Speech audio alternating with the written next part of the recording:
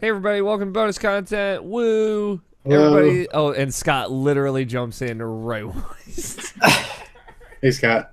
Hey, You have such a fucking knack for timing, Scott. It's Scott, why great. didn't you answer my Darude Sandstorm FaceTime?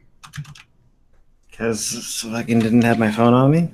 Fair enough. Scott, like, do you ever carry your phone on you It ever? is if I am at my house, the phone's by my desk. Okay. If I am not by my desk, you're not getting in contact with me.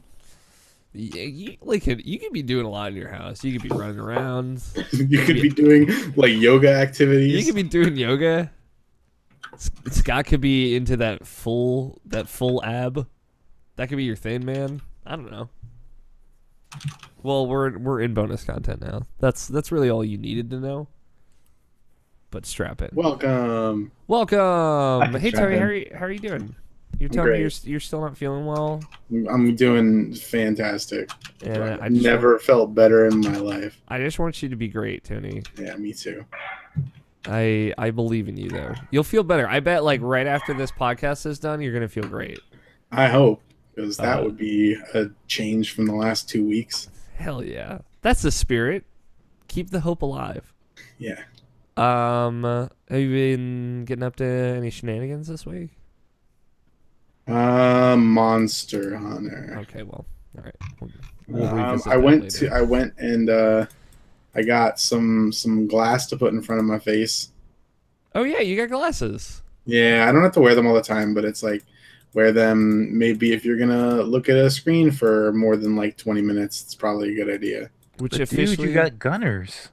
I know, right? you should have gotten like the prescription gunners. I don't know if I talked about this, but like I think I talked about going to the optometrist. You talked right? about it because remember it blew in your eye. Yeah. Well, yeah, and I talk about my super eye. Yeah, you have like one great eye. Yeah. There's Yeah. That's really weird. They told me the opposite. you have like one really terrible eye that's just bringing you down, Scott. Well, that's the same for me. I have one good one and then one that just sucks.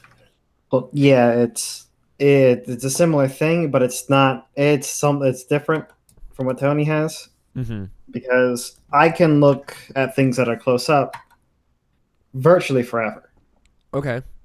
and it causes no problems. It's when I'm driving that it starts to cause problems. Yeah. It is when I have to look at something that's farther than 5 feet away from me, Yikes. and that's not where my vision goes bad. But that is when the vision problems start getting worse. Mm-hmm. I think my mom has the same issue.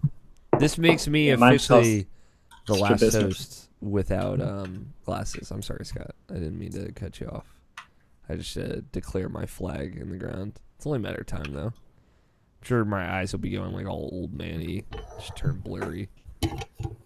I do like reading glasses. I just don't use them. That's basically what mine are. Yeah, just because I like to feel like an old man. My dad has those glasses that like come apart in the middle, so he hangs them around his neck. And like I think part of him knows it's like the most old man thing he does is like when he pulls his glasses apart and like puts them together up on his face. It just looks like he's 1,000. But he did keep losing his glasses before he did that, so in his defense it was necessary. Well, at least when you have your glasses on you're like normal, right, Tony? What do you mean? Like is it all brought back to serendipity? Great movie. I don't know, because like there's very little difference between wearing them and not wearing them. Okay. It's just like if I were to play like Monster Hunter, and this is not speaking from experience, definitely not. If I were to play Monster Hunter on like a screen that's like 6 to 8 feet away from me, like a normal like couch to TV ratio, and like really small text was on the screen, I wouldn't be able to read it. And then if I wear it, I can read it. But otherwise, there's no real difference. Yeah, it's important though. You gotta Yeah, I know probably about couldn't read your- that text anyway. Yeah. Yeah, but like fuck reading them, alright guys. You gotta know what your palico is saying. So Yeah, for sure. It's very important. it's very important. You should see what my Palico looks like right now because it's great. Does it look like the Horizon thing? Not anymore. I got a better armor because it's not good enough for how far in the game I am anymore. It was really good when I got it, but that it kind of ran out its use. I just want to hang out with your Palico, Tony. For sure. Yeah, my Palico. So, like imagine a Space Marine, right? But in their helmet, like their dome helmet, like StarCraft dome Space Marine helmet, is like the entire size of the body armor. That's what my Palico is wearing. That sounds alright. And he has discs on his arms for weapons. I'm into it. It's probably the coolest thing ever. But until you get like even cooler Palico armor. Yeah. How was your week, Scott? Did you get up to anything? I didn't get up to too much. Okay. How's school going this semester? Oh, yeah, we talked about this last week. You have the one sad class. Yeah, it's a sad class. It's like what, like Thursdays at 7 p.m. or something? 5 to 7. Yes. What makes it worse is that it was pretty bad last semester, but going up there for a class and coming back is 4 hours. Yeah. Like by default. So it's just like, that's like your whole night right there. At least it's only one day a week. 2. Oh, it's 2. Is it Tuesday, Thursday? Mm-hmm. All right. All right. Now that's less fun. That's less great. Yeah. It's just one semester though. Yeah, a class that should take, I want to say, 4 hours of my week is taking 8. Yep. Time to get into podcast, Scott. You got to do something on that commute. No, I don't. I'll keep trying, but fair enough. Namishin, did you get up to any shenanigans this week? I puked for the first time since high school. Jeez. Ah. What did you do? Nothing. It just came out of nowhere. I was at work. Probably like a lunch meat while I was there. Like like you slice meat and I just ate meat myself. So it's like, sure, why not? And then like for like the rest of the day I was working and like I just felt it in my stomach. It's like I swallowed a rock and I just felt it in my stomach the entire time. Like, that feels weird. Yep. And then like I went and got myself like because like my stomach just didn't feel right the entire time. So then like I went to just buy like a sub or something just to get myself like something to eat because I haven't eaten all day. And that didn't feel right. And then like I went to sleep hoping that would make me feel better. That didn't feel right either. And then I just woke up. I went downstairs and just like got a bottle of water. And then this is like it just had to come up. And then it's just like projectile vomiting. It's just like and it's like it felt the worst. But like like I said, like the last time I puked was in high school. Yeah, dude. Last time I threw up I was 13 years old because I hate throwing up more than anything in the world. Exactly. And like the thing is like the puke I did this time, like it wasn't the worst I ever done because like the last time I puked, it came out my nose at the same time. So it always comes out my nose. That's why I hate throwing up. So that's why I was like, no, this is like the worst.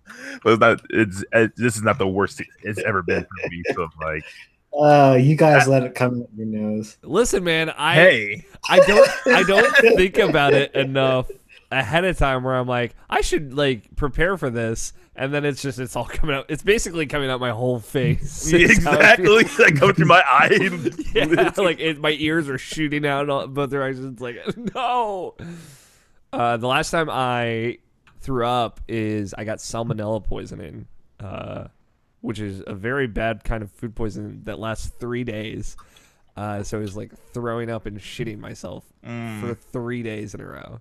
Just like all night, the day I'd just like lay in bed and feel awful, and then through the night I'd just be like every 2 hours get up to just my whole face just pouring out, and then like spend 20 minutes brushing my teeth because it was the worst. So I feel you, dude. That's awful. Yeah, like it just like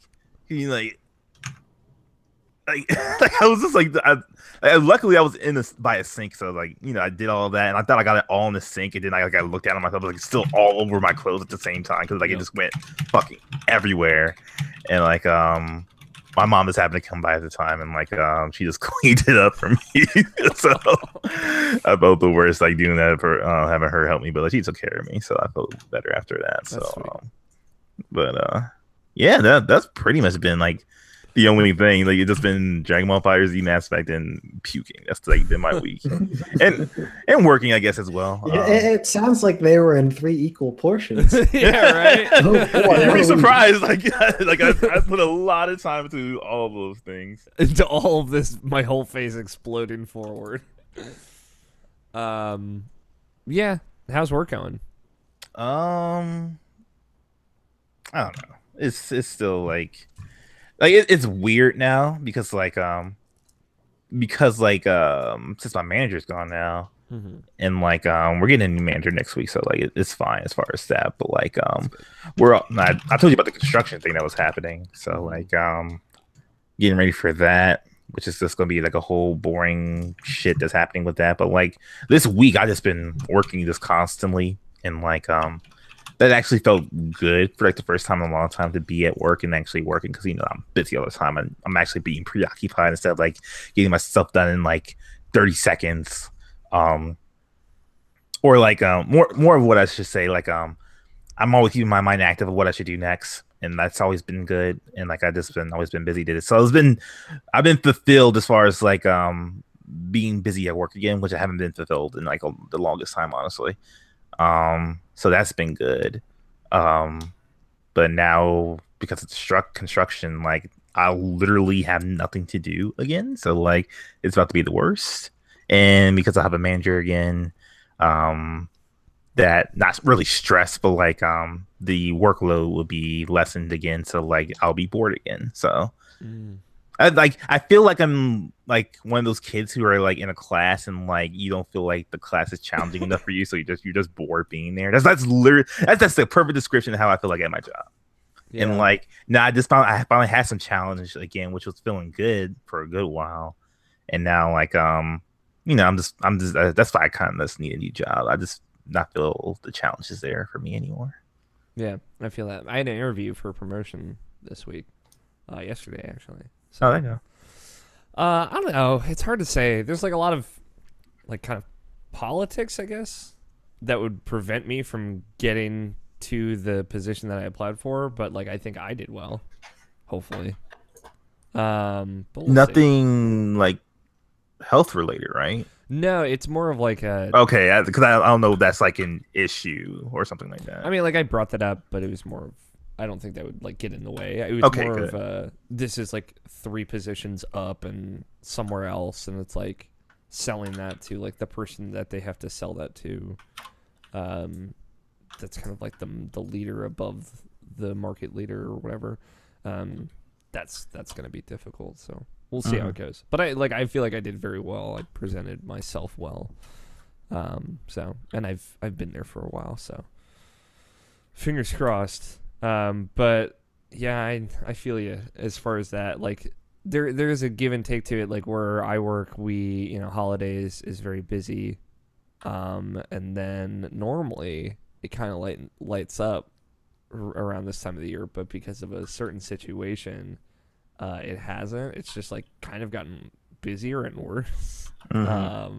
So it's kind of like just burning out. Like you feel yourself burning out. It's nice to have something to do all the time, but it's a give and take to it. And it's just gotten just worse, and people are angrier that are coming in. It's hard to deal with. Yeah. At least I don't have to go to another store's bakery to get bread. That's still crazy to me. For me, I spent a lot of time in the application Adobe After Effects, which I literally had never used ever before this week. So we're working on some new video projects, me and the writing team, which I'm really excited about.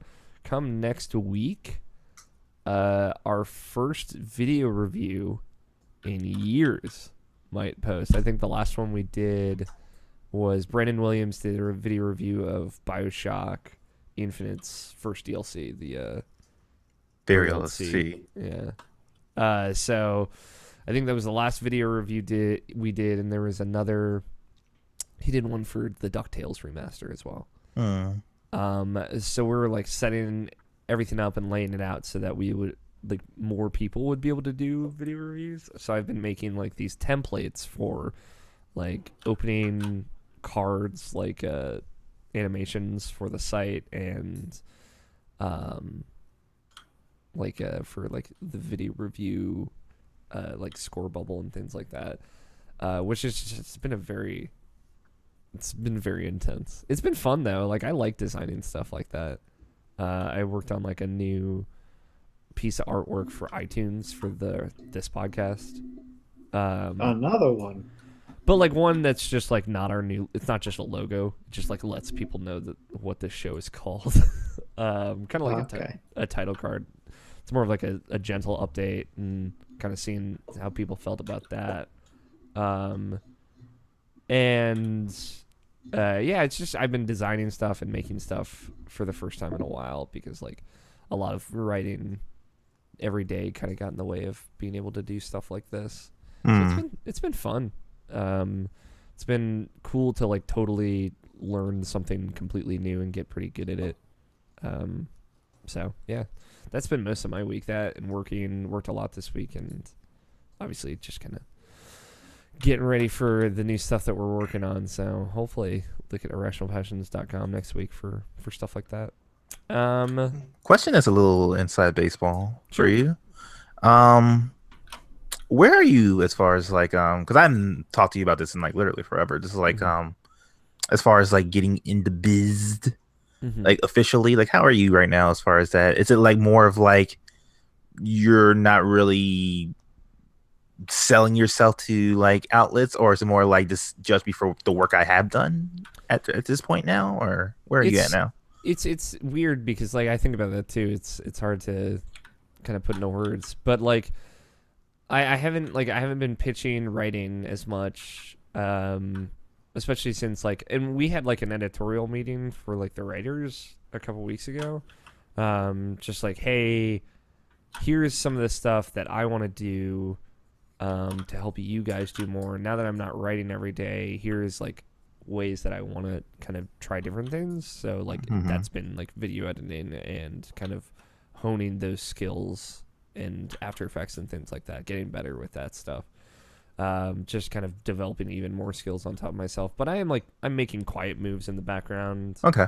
There was like a writing position that opened that somebody that I know sent me. He's like, hey, I know this person. I think you'd be really good for this. Submit this application. I'll put in a good word for you. So I did that like last Tuesday or whatever. So I haven't heard back about that necessarily.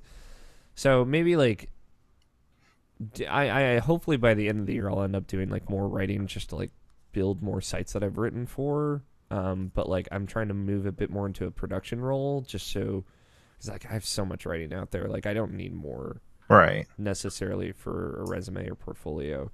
But like if I can expand my repertoire of what I can do, I feel like that looks good too. So that's why, you know, the new podcast is coming out this month at some point. That I think will be a really good show to kind of sell something that'll be a little bit shorter, a little bit easier to consume. And all the video stuff that we're working on is pretty exciting too. And I'm like helping everybody else get stuff done. It's like, hey, like I'll edit video reviews if you guys write them and send me the video. Like that's something that I want to get into doing as well. So we'll see how it goes. Okay. Cool. But I'm pretty excited. It's you know, I'm trying to expand into different skill sets this year. That's kind of been my goal.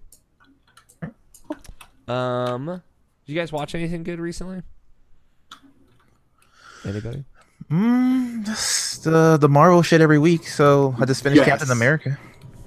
Okay. The first Captain America? Yeah. The first Avenger? Yep. That's a weird time capsule to look at that movie again. Especially after watching something like Wonder Woman. So it's like you can see like, oh, they were trying to do like this theme of like, you know, like being a selfless person and like all this stuff, like the same things I got really powerful in Wonder Woman. Like it did in Captain America as well. It's just the effects were like so bad in Captain America. Yeah. Like a lot of like just bad green screen, and like the ending was like just kind of blah. But like, I mean, like obviously, like the Chris Evans like skinny bite thing is still real good and stuff like that. Even for today, it still looks real good. In certain moments, but like and obviously when he's like literally glistening when he comes out of the machine, showing off his pecs, it's like god damn. Still looks good today too. Yeah.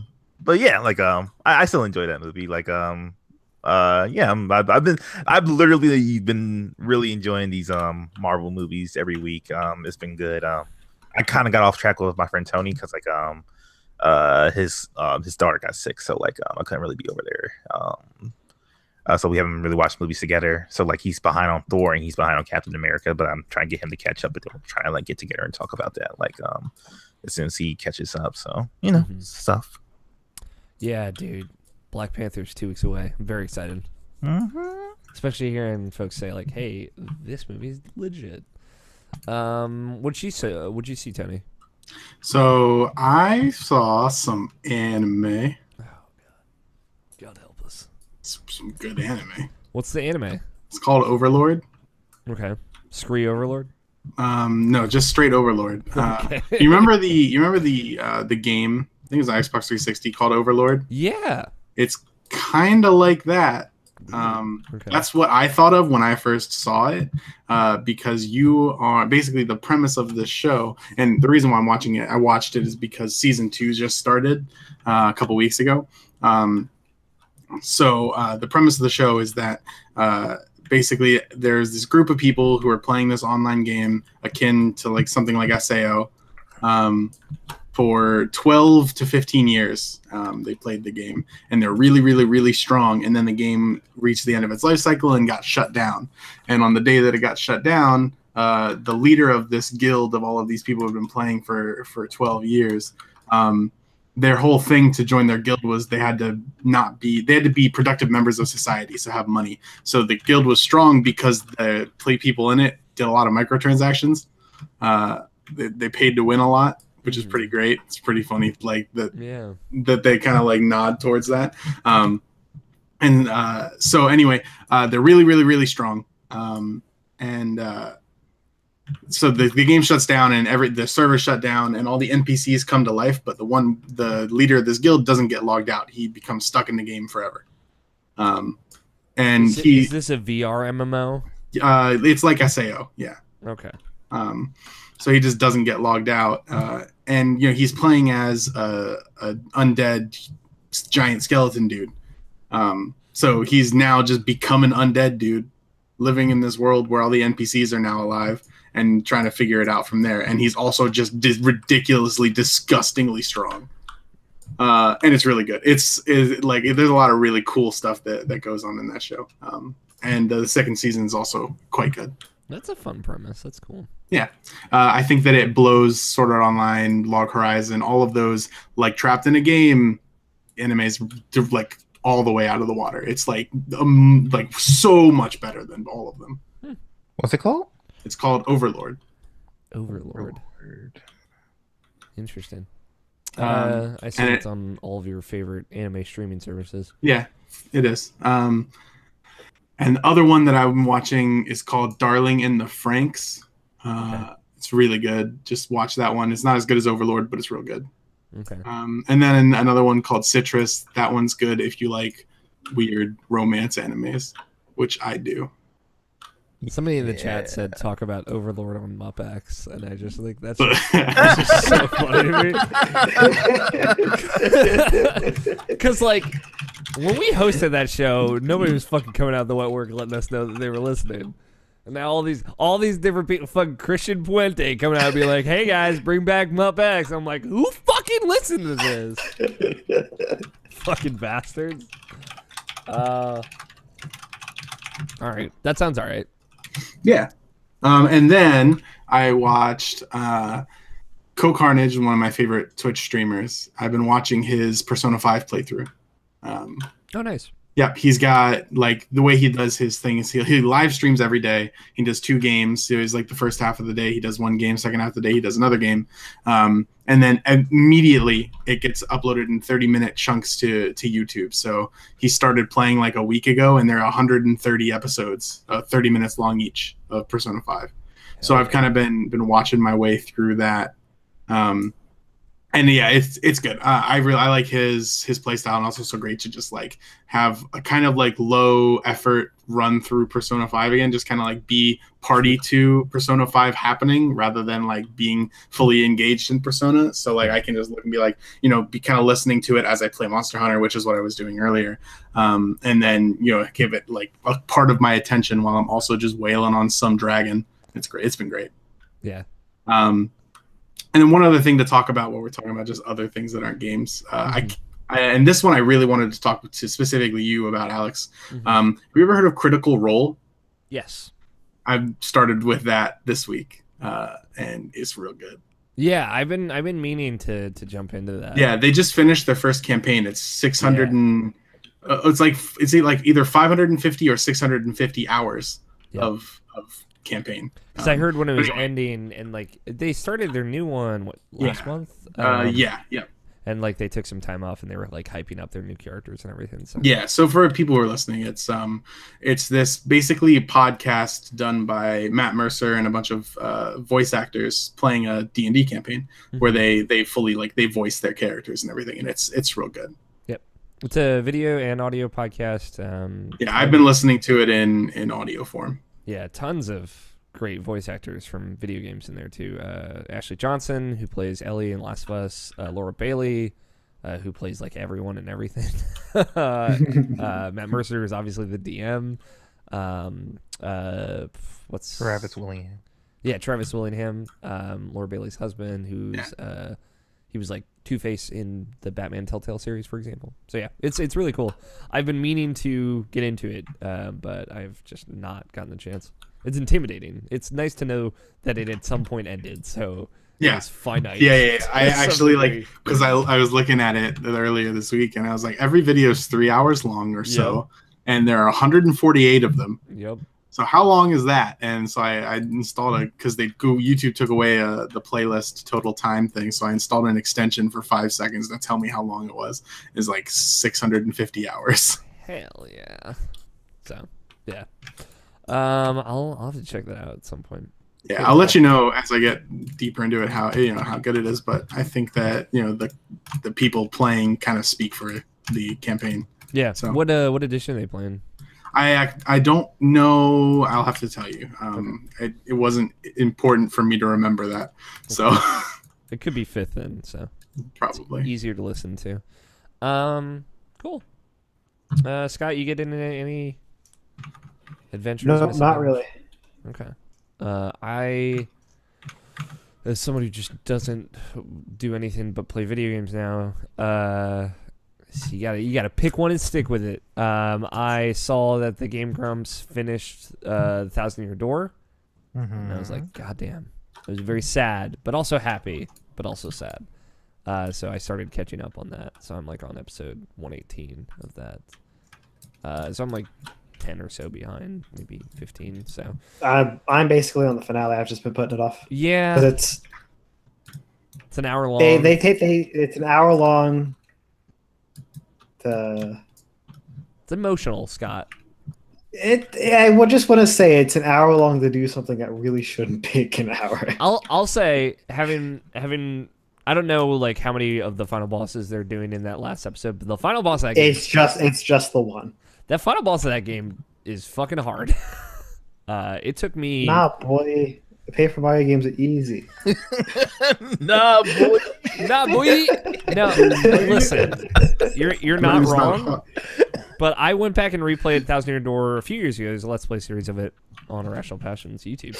The last boss of that game is like disproportionately difficult to the rest of that entire game. So I'm curious to see like what their strategy with it was. And I am hopeful that Dan. I could spoil it. No, don't tell me. Don't tell me. I need to see it. Yeah, I'm like halfway through. I'm like, this shouldn't take that long. Yeah, that boss has a lot of shit that fucking heals itself though. Anyway, great game, great series. Go watch Game Rooms. You guys want to start the real show? Well, no, well, like okay, yeah, let's start. You'll see what I mean. You will see what I mean. I'll see what you mean. Mm-hmm. I don't doubt it. Within the first 5 minutes, probably you should see what I mean. Okay, that sounds about right. It is a Game Rooms playthrough, so I know what I'm getting myself into. I should be okay. I was thinking about refilling my water, but does anyone want to step out, use the bathroom or anything? Yeah, I'll get a bottle of water. Okay, then I will refill. I'm good. more than half full of my water.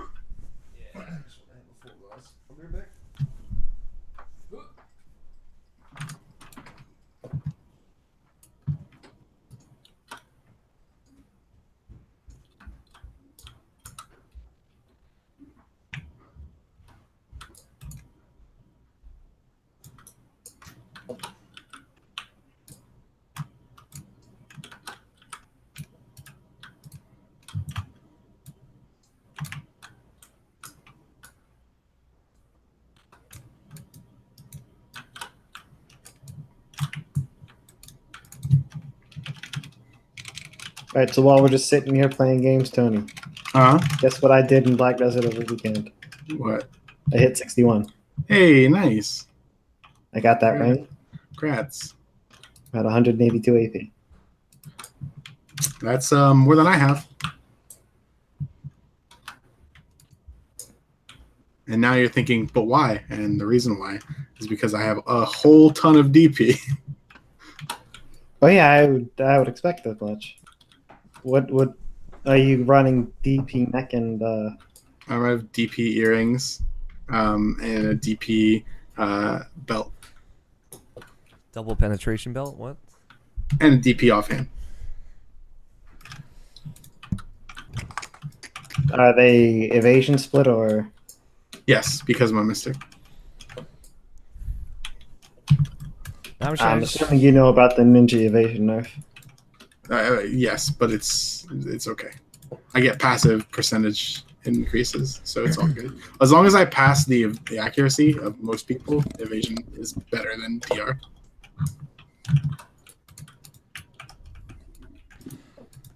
Now, I just want you to know that I'm pissed that I don't have a PS4 Pro to play Shadow of the Colossus in. Do you want to like borrow mine for a while? Ooh, I might. The only problem with that is that's your Mon Hunt still mission, have to dude. play Monster Hunter. Yeah.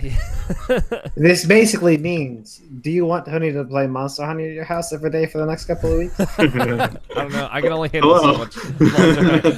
Hi, I'm here for the Mon Huns. I'm here to hunt. Are you upset not to have a Pro or not to have a 4K TV? No, just because I want to play in 60 frames per second. I got you. You know me and my performance. Hmm. All right, let's get started. Already start recording? Yeah. Just about. Cool. So whenever you're ready. Yo, I read the Wikipedia article on Weird Al Yankovic today. Good read. Good read. Solid read. All right, on one. 5, 4, 3, 2, 1. All right, mic check. Mic check. Are we good? All right. Let's get this party started. Let me pre-show Puff real quick. I thought that was dead. No, it'll never die. And well, it'll die when I die, actually, to be more accurate. Ooh, this is never gonna happen. I know Kingdom Hearts 3 isn't out yet, so. Although I did say I would die before Kingdom Hearts 3 came out, and I actually have a little bit of hope now. I might see the light of day. All right. It is Friday, February 2nd, 2018, and you are listening to the Irrational Passions podcast. I'm your host, Alex O'Neill, and joining me, my wonderful co-host this week, we have Scott Guthier. Hello. Tony Horvath. Yeah. And Brian Nabishin Jackson. A classic. You sound so excited, Tony. I know. I had to counteract Navishin's hype. Oh, So okay. we would have like a happy medium. Were you also counteracting Scott's complete and total apathy, or? Yes. Okay, cool. Somewhere in the middle there. We got a great show lined up. We got some monsters to talk about, as far as I know. Tony texted us this week and said he was excited about the podcast for all the Mon Huns. Yep. That's exciting for me, because I'm excited to hear about that game. Yeah, I don't know. I feel like we're in the new year. We got video games to talk about. It's not a lot of housekeeping to get through. But if you like, IrrationalPassions.com, that website that we are on and a part of and whatnot, has some new stuff going up on it. There's George Cruz Alvarez's review of Sonic Forces is finally up. Finally. The Irrational Passions has come down on Sonic Forces. 5 out of 10. But you know what? Hey, they tried. In the bullet points at the bottom of the review, he says the soundtrack is both great and terrible, or something to that nature. I wrote up a little post about our Game of the Year that we chose on our Game of the Year podcast. If you don't want that spoiled for you, you can go listen to those still, obviously. But if you've already listened, you kind of want a little bit of closure, just kind of summing up what I felt we all talked about on that show and some things that I felt personally. I feel pretty good about that, so you can go check that out as well. Our new contributor, Scott White, different Scott, not Scott Prime, or other Scott as we. Yeah, you see, you confused me there. I was like, wow, we have 4 Scots on this show. It's only Where did 3 all the Scots. Scots come from? Where'd all these Scots come from? It's weird how like Scots do just gravitate to the website. He wrote a piece about Nintendo Labo and kind of like where his excitement for that comes from.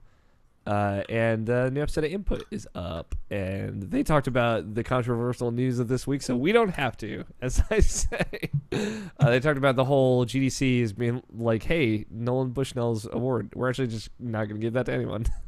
And they talked about a couple other things as well.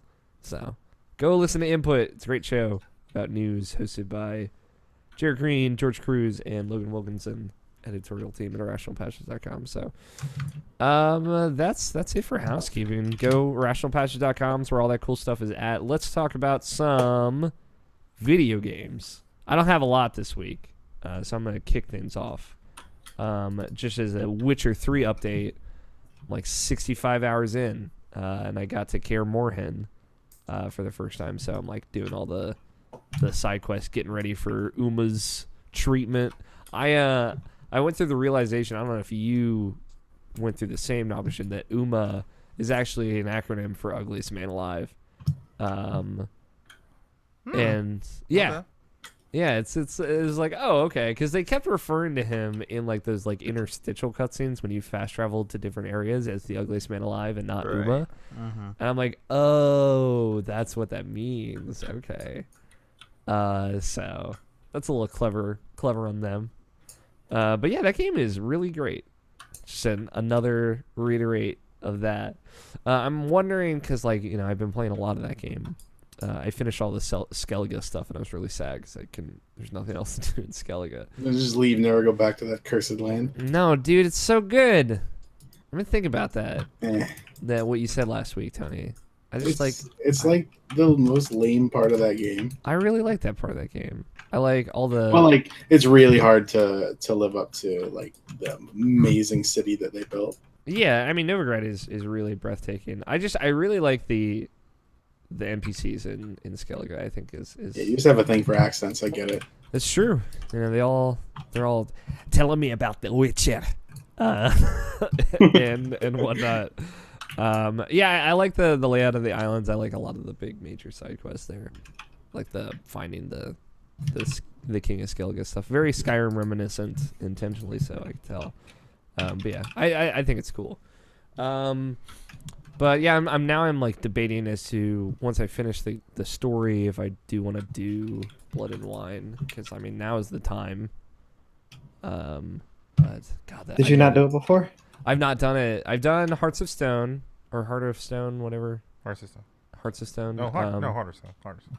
I did Heart of Stone. pretty close to when it came out. We played that close to one another. You were the one that got me into that option. And I know Blood and Wine is like 40 hours. And dude. It's just like fuck. And I don't necessarily know if I'm gonna do everything in it, which I'm sure is what makes it like that long amount of time. But I am like thinking about like, boy, I really like Skellige. And it's like I like it because it's like this culturally very different area and it's totally removed from every part of the game. That's exactly Does does the reason why you like Skellige have anything to do with a unicorn? I mean, it's related. All right. Yeah, there's a lot of Yennefer in Skellige. I just replaying that game, boy, Yennefer. Not nearly as good as Triss. She's so good. I love Yennefer so much. I really like her character a lot. But Toussaint, which is where Blood and Wine takes place, is very similar. It's like culturally very different, and it takes place. It's its old unique area. So I kind of want to check it out. We'll see. Maybe I'll dip my toe into it and see how I feel after I finish The Witcher 3. It's not a lot from HDR. Yeah, exactly. Still just I'm thinking about how good it looks somewhere else on somebody else's TV, and it's just making me a little sad. We'll see. We'll see how it goes. So we talked about it a little bit last week. Celeste had just come out. So I put a significant amount of time into that just to kind of like get my hooks in. A lot of people are talking a lot of high praise about it. Even like folks writing for our site have gotten further, and I've not played too much of it. It is very much like what I said gameplay wise last week. It is, Super Meat Boy-esque, and like there's a lot of these kind of shorter levels all interstitched together in a chapter. There's no loading screens or anything between them. You're just going from screen to screen to screen, doing different challenges. But there's also like they introduced some pretty interesting story elements to it as well. And each chapter kind of circulates around a different mechanic, or like small mechanics that complement that one.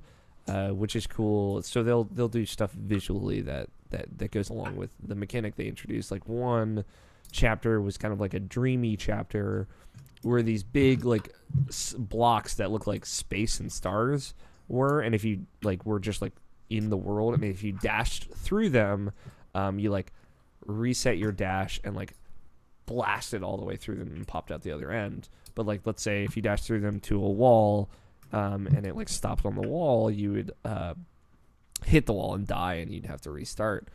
So like the angle and the trajectory that you would go into these blocks to dash through them was super important, and sometimes they'd all be laid out right next to each other to keep dashing through them. So like, okay, like this is a really interesting mechanic, and how they kind of work this into the world is really cool.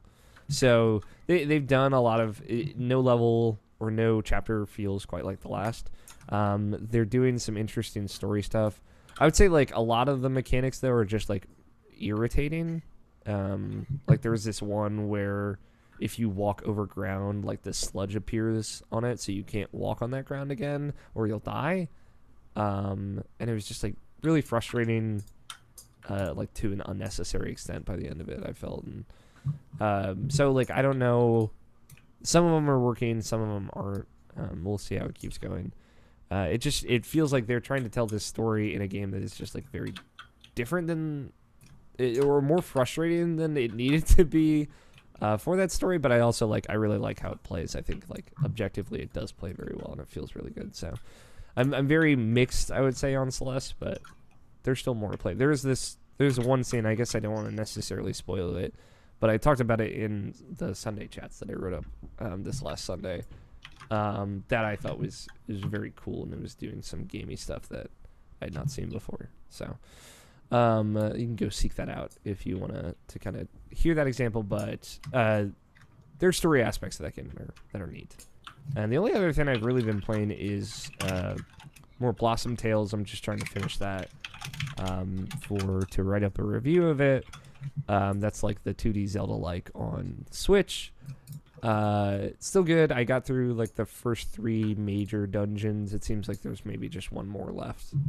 So it doesn't seem terribly too long, but all of my issues of like how slippery that game feels kind of stand, but it is a fun Zelda-like romp 2D Zelda like romp on Switch. That there is no equivalent to that right now. So if you're hankering for that, I think it's totally good for what it is. So, but that's Witcher is still taking most of my time. Let's see, Scott, what you been playing? Not a whole lot. Okay. I did some more Zelda Breath of the Wild. I think I only got 2 more shrines this time. Okay. I think I've been mostly dicking around with Guardians because there's just more Guardians in places they weren't before. And I'm like, oh great, I got to deal with something I can't actually deal with. Okay. Fantastic. That sounds like fun. Yeah, because you know how Guardians were a pain in the balls before. Yeah. Well, now they have more health and they regen it when you don't hit them. Yep. Sounds about right. So Just cut their legs off, man. So like that's the problem. I can't. I run out of weapon. I'm sorry, Scott. I'm curious. This is like a Switch question. Are you playing mostly in handheld mode or mostly? I don't have a place to put this thing down and dock it for a monitor. Okay, fair enough. So it sounds like all handheld mode. All It's handheld all the time. entire time. Hell yeah, that sounds all right though. No, it's good. That's how I played most of it the first time. Okay. Anything else? Any other video games? Not particularly. Okay. Did you get to Summer in Don't Starve Together? We haven't played since, Oh, okay. so that might be dead. Not No, sure. I hope no. not. I hope not. I believe in you. I just want to know what's up with Summer in that game. So. Yeah, me too. Okay, if that's all. Gotta get Well. you some video games, Scott. Might get you on that Celeste train. Curious to see how you feel about it. I'll probably go on the Blossom Tail one first. Okay. And Owlboy's coming out for Switch. What if we got Scott to play like a Tales game? I did, remember? It's just it was the one that Alex missed. It was Tales of Hearts R, I believe. No, it's Symphony. I know that Alex and I both owned that game. Yeah, we both own that game. Never played it. Nope. I played Symphonia. Oh, you did? Yeah, that was my first Tales game that I ever played. Oh, yeah. I didn't really like it. I'm not surprised. There's a lot of anime bullshit in that game. Yeah, I like Tales. All right. Is that why you like Tails? Yeah, maybe that is. Maybe that's what it's all about, Nabashin. We got a question about our favorite genres for later in the show, and it's like, hey, I got some anime bullshit that I want to tell you all about. All right. Games with excessive amounts of anime bullshit. Maybe that's my favorite genre. Nabashin? Video games? Feed me? That's pretty much the same stuff. Okay. More Dragon Ball Fighter Z and more Mass Effect. That's literally all I've been playing. You told us in the pre-show your Dragon Ball Fighter Z journey has deepened. Deeper. Deepened. You did all of the combo challenges for all of the characters, Which is insane. that is totally insane. Like, cause like at first I thought it was like maybe it's just one of those things where it's like this is like easy and accessible and like it's just like one of those things that like everybody can do. And like, you know, I've checked it out some of my friends online to see like, oh, like we play fighting games a lot, and like you're really good at fighting games. I think you're a lot better than me. Like you should probably got this right. And like, nah, he's like, nah, man, I couldn't even get past like all like Android 18s and stuff like that. And like I didn't even borrow anybody else. I'm like, really? Like is it, like it was just like I guess I was just in the zone for a moment, but like I remember doing like trying to do like hits number 10, his final one, and that took me like at least 2 hours to actually get like right. Like the right way, and it's just like one of those type of things where I just do it over and over and over again, and like I was just so in the zone, I was so into it that like I didn't even really even think about it, and I eventually got it, and like I was like, yes, I was super happy and satisfied. That was the last one that actually got me into that was the last one I actually did to complete all of them, which was like really satisfying and really good. that being said, like I'm never going to actually execute this when I play the game. So it's like that's another thing about these combo challenges and like fighting games. It's like I never actually do these things. I just like you tell me to do what's on the prompt and like I do it. And and usually it gets to a point where it's like it just gets to the point where it's like impossible, or like the inputs that don't make enough sense to me. And for some reason this one did.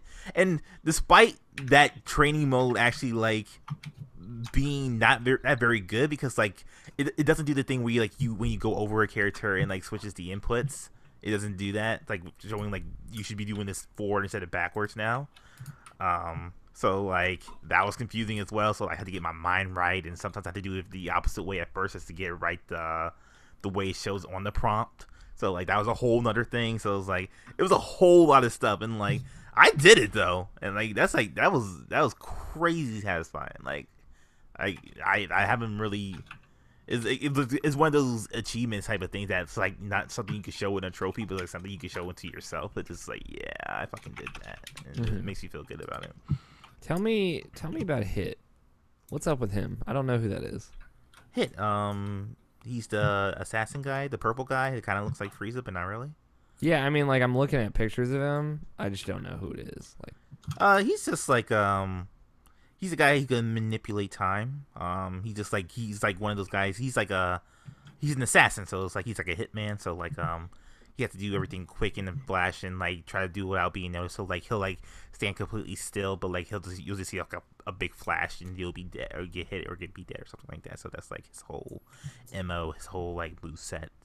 Yeah, and like the cool thing about him too is like he can do aerial moves obviously, but like he's mostly like a ground guy. So like the best way to like attack Hit is to like kind of like do more air combos, because like you can like because he's mostly like a ground guy. If he's on the ground, he's really really dangerous, but if he's up in the air, he's not as dangerous. So it's like one of those type of things you have to like learn.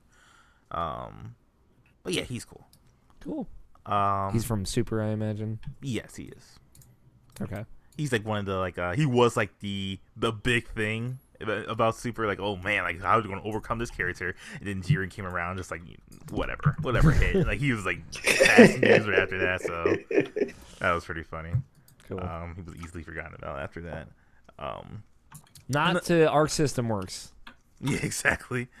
Yeah, other than that, I've just been playing a shit ton of Mass Effect. Like again, like I just like found myself like It's like every 2 years. It's like clockwork. You would say that. I'm just waiting for it to happen. Like I know I've been on the show since like the last run I did, but like I can't remember like the last time I played Mass Effect 3, honestly. I think that was 2015. I think it was the same year Witcher 3 came out. Like it's literally been a good minute since I played that game. Like I can barely remember it. Not barely remember it like that or something like that, but like it's been so long that like everything will seem like fresh to me again when I eventually get to 3 again. So like, do you remember which color you picked at the end of your last run? I did remember that color. You'll never forget it. It's purple. It's purple. The color purple. Yeah, I do remember that color. But like, it's been really interesting playing through like especially playing Mass Effect 1 again, and like dealing with this stuff like cause like obviously Mass Effect 1 is like the more interesting one as far as like dialogue and dialogue choices and stuff like that. That's the most interesting one out of the series. Especially like when you're like knowing people and getting to know them and like their thought process and stuff like that, and like playing that game again. And like it's become even more fascinating to me, in like in 2018, especially like dealing with someone like Ashley, who was like the fucking space racist. Yeah, the quote unquote space racist, but like and it's like when you butt, you know.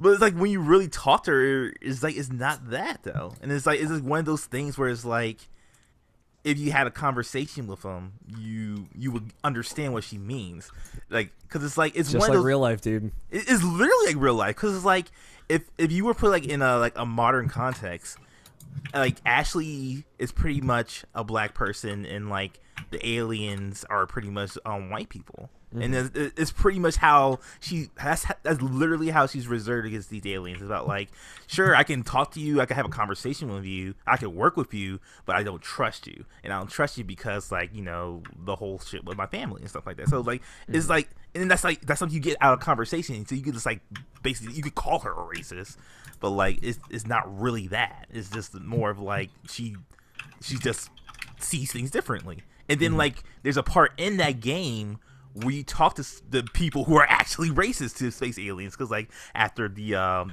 first Contact War, like the Turians that like fucking hate humans.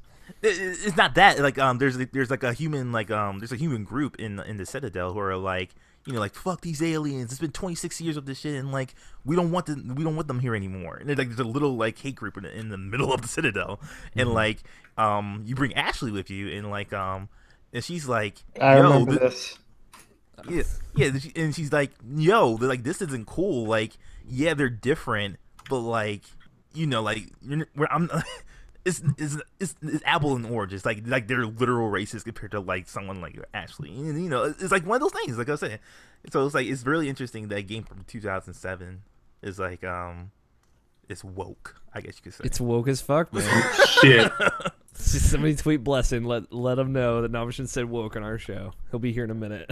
No, yeah, like that's a good analogy. I think.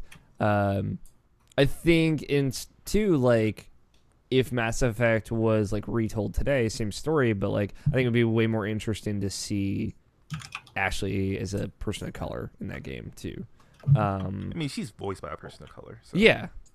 But it's just like how that's reflected in the representation in that game.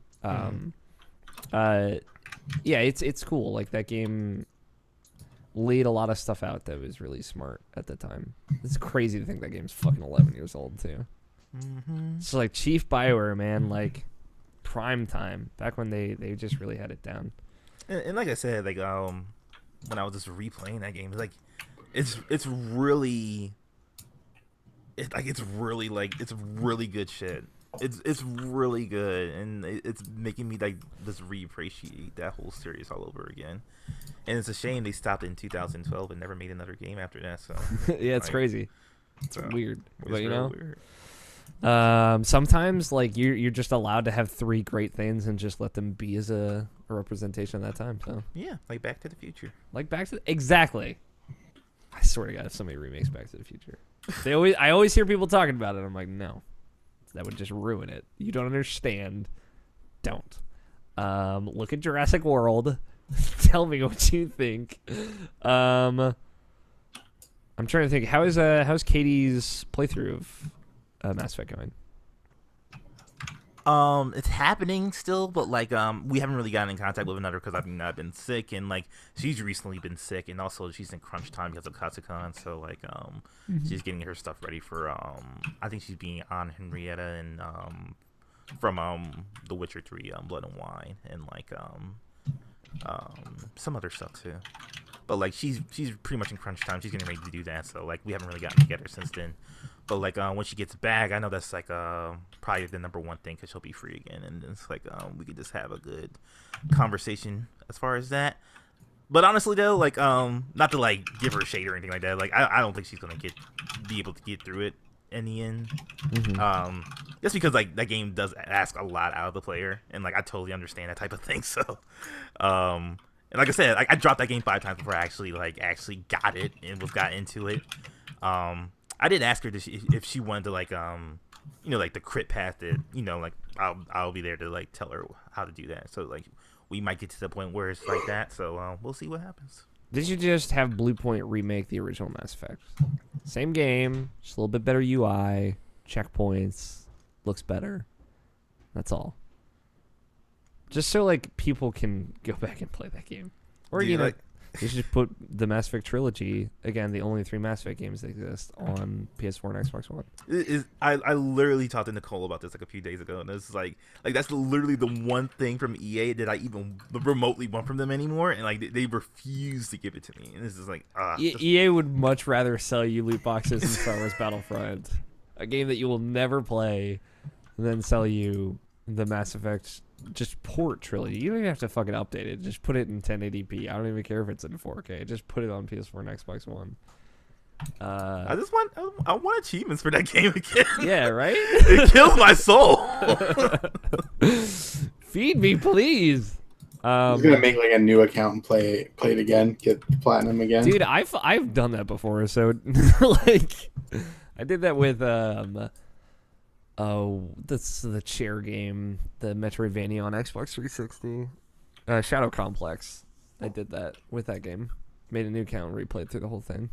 Because there's no way, if you 100% that game, there's no way to actually start over. It just brings all your stuff onto a new playthrough. It's bullshit. Yeah, I'm with you now, Mission. Mm-hmm. All right, Tony. Monhunt time.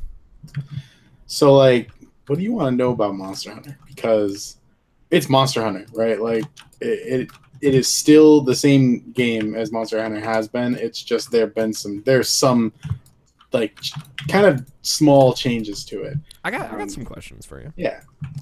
So like last week we had talked about how kind of like the first 3-ish hours or whatever like help present to new players like the stuff that you got to know about Monster Hunter. How do you feel now that you've seen all of that? It's still very tutorial based. Mm-hmm. Like and I still get one every once in a while because they're adding new things now that and for context, I've completed the main story of the game. Which is, if you've played Monster Hunter before, you know that by completing the main story of the game, I have completed maybe 35% of the game. Mm-hmm.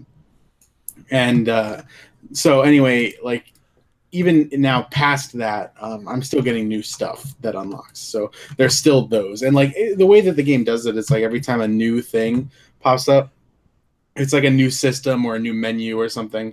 It'll give you a like a little box in the middle of your screen that's 2 or 3 pages long with a couple paragraphs of text on what it is, how to use it.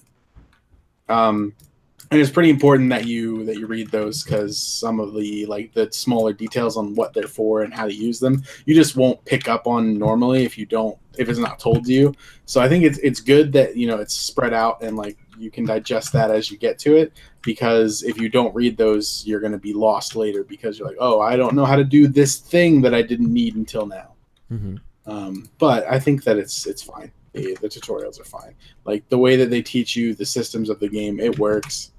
So, okay. How is, because like one of the big things about this game is that it has like a kind of bigger story. How was that?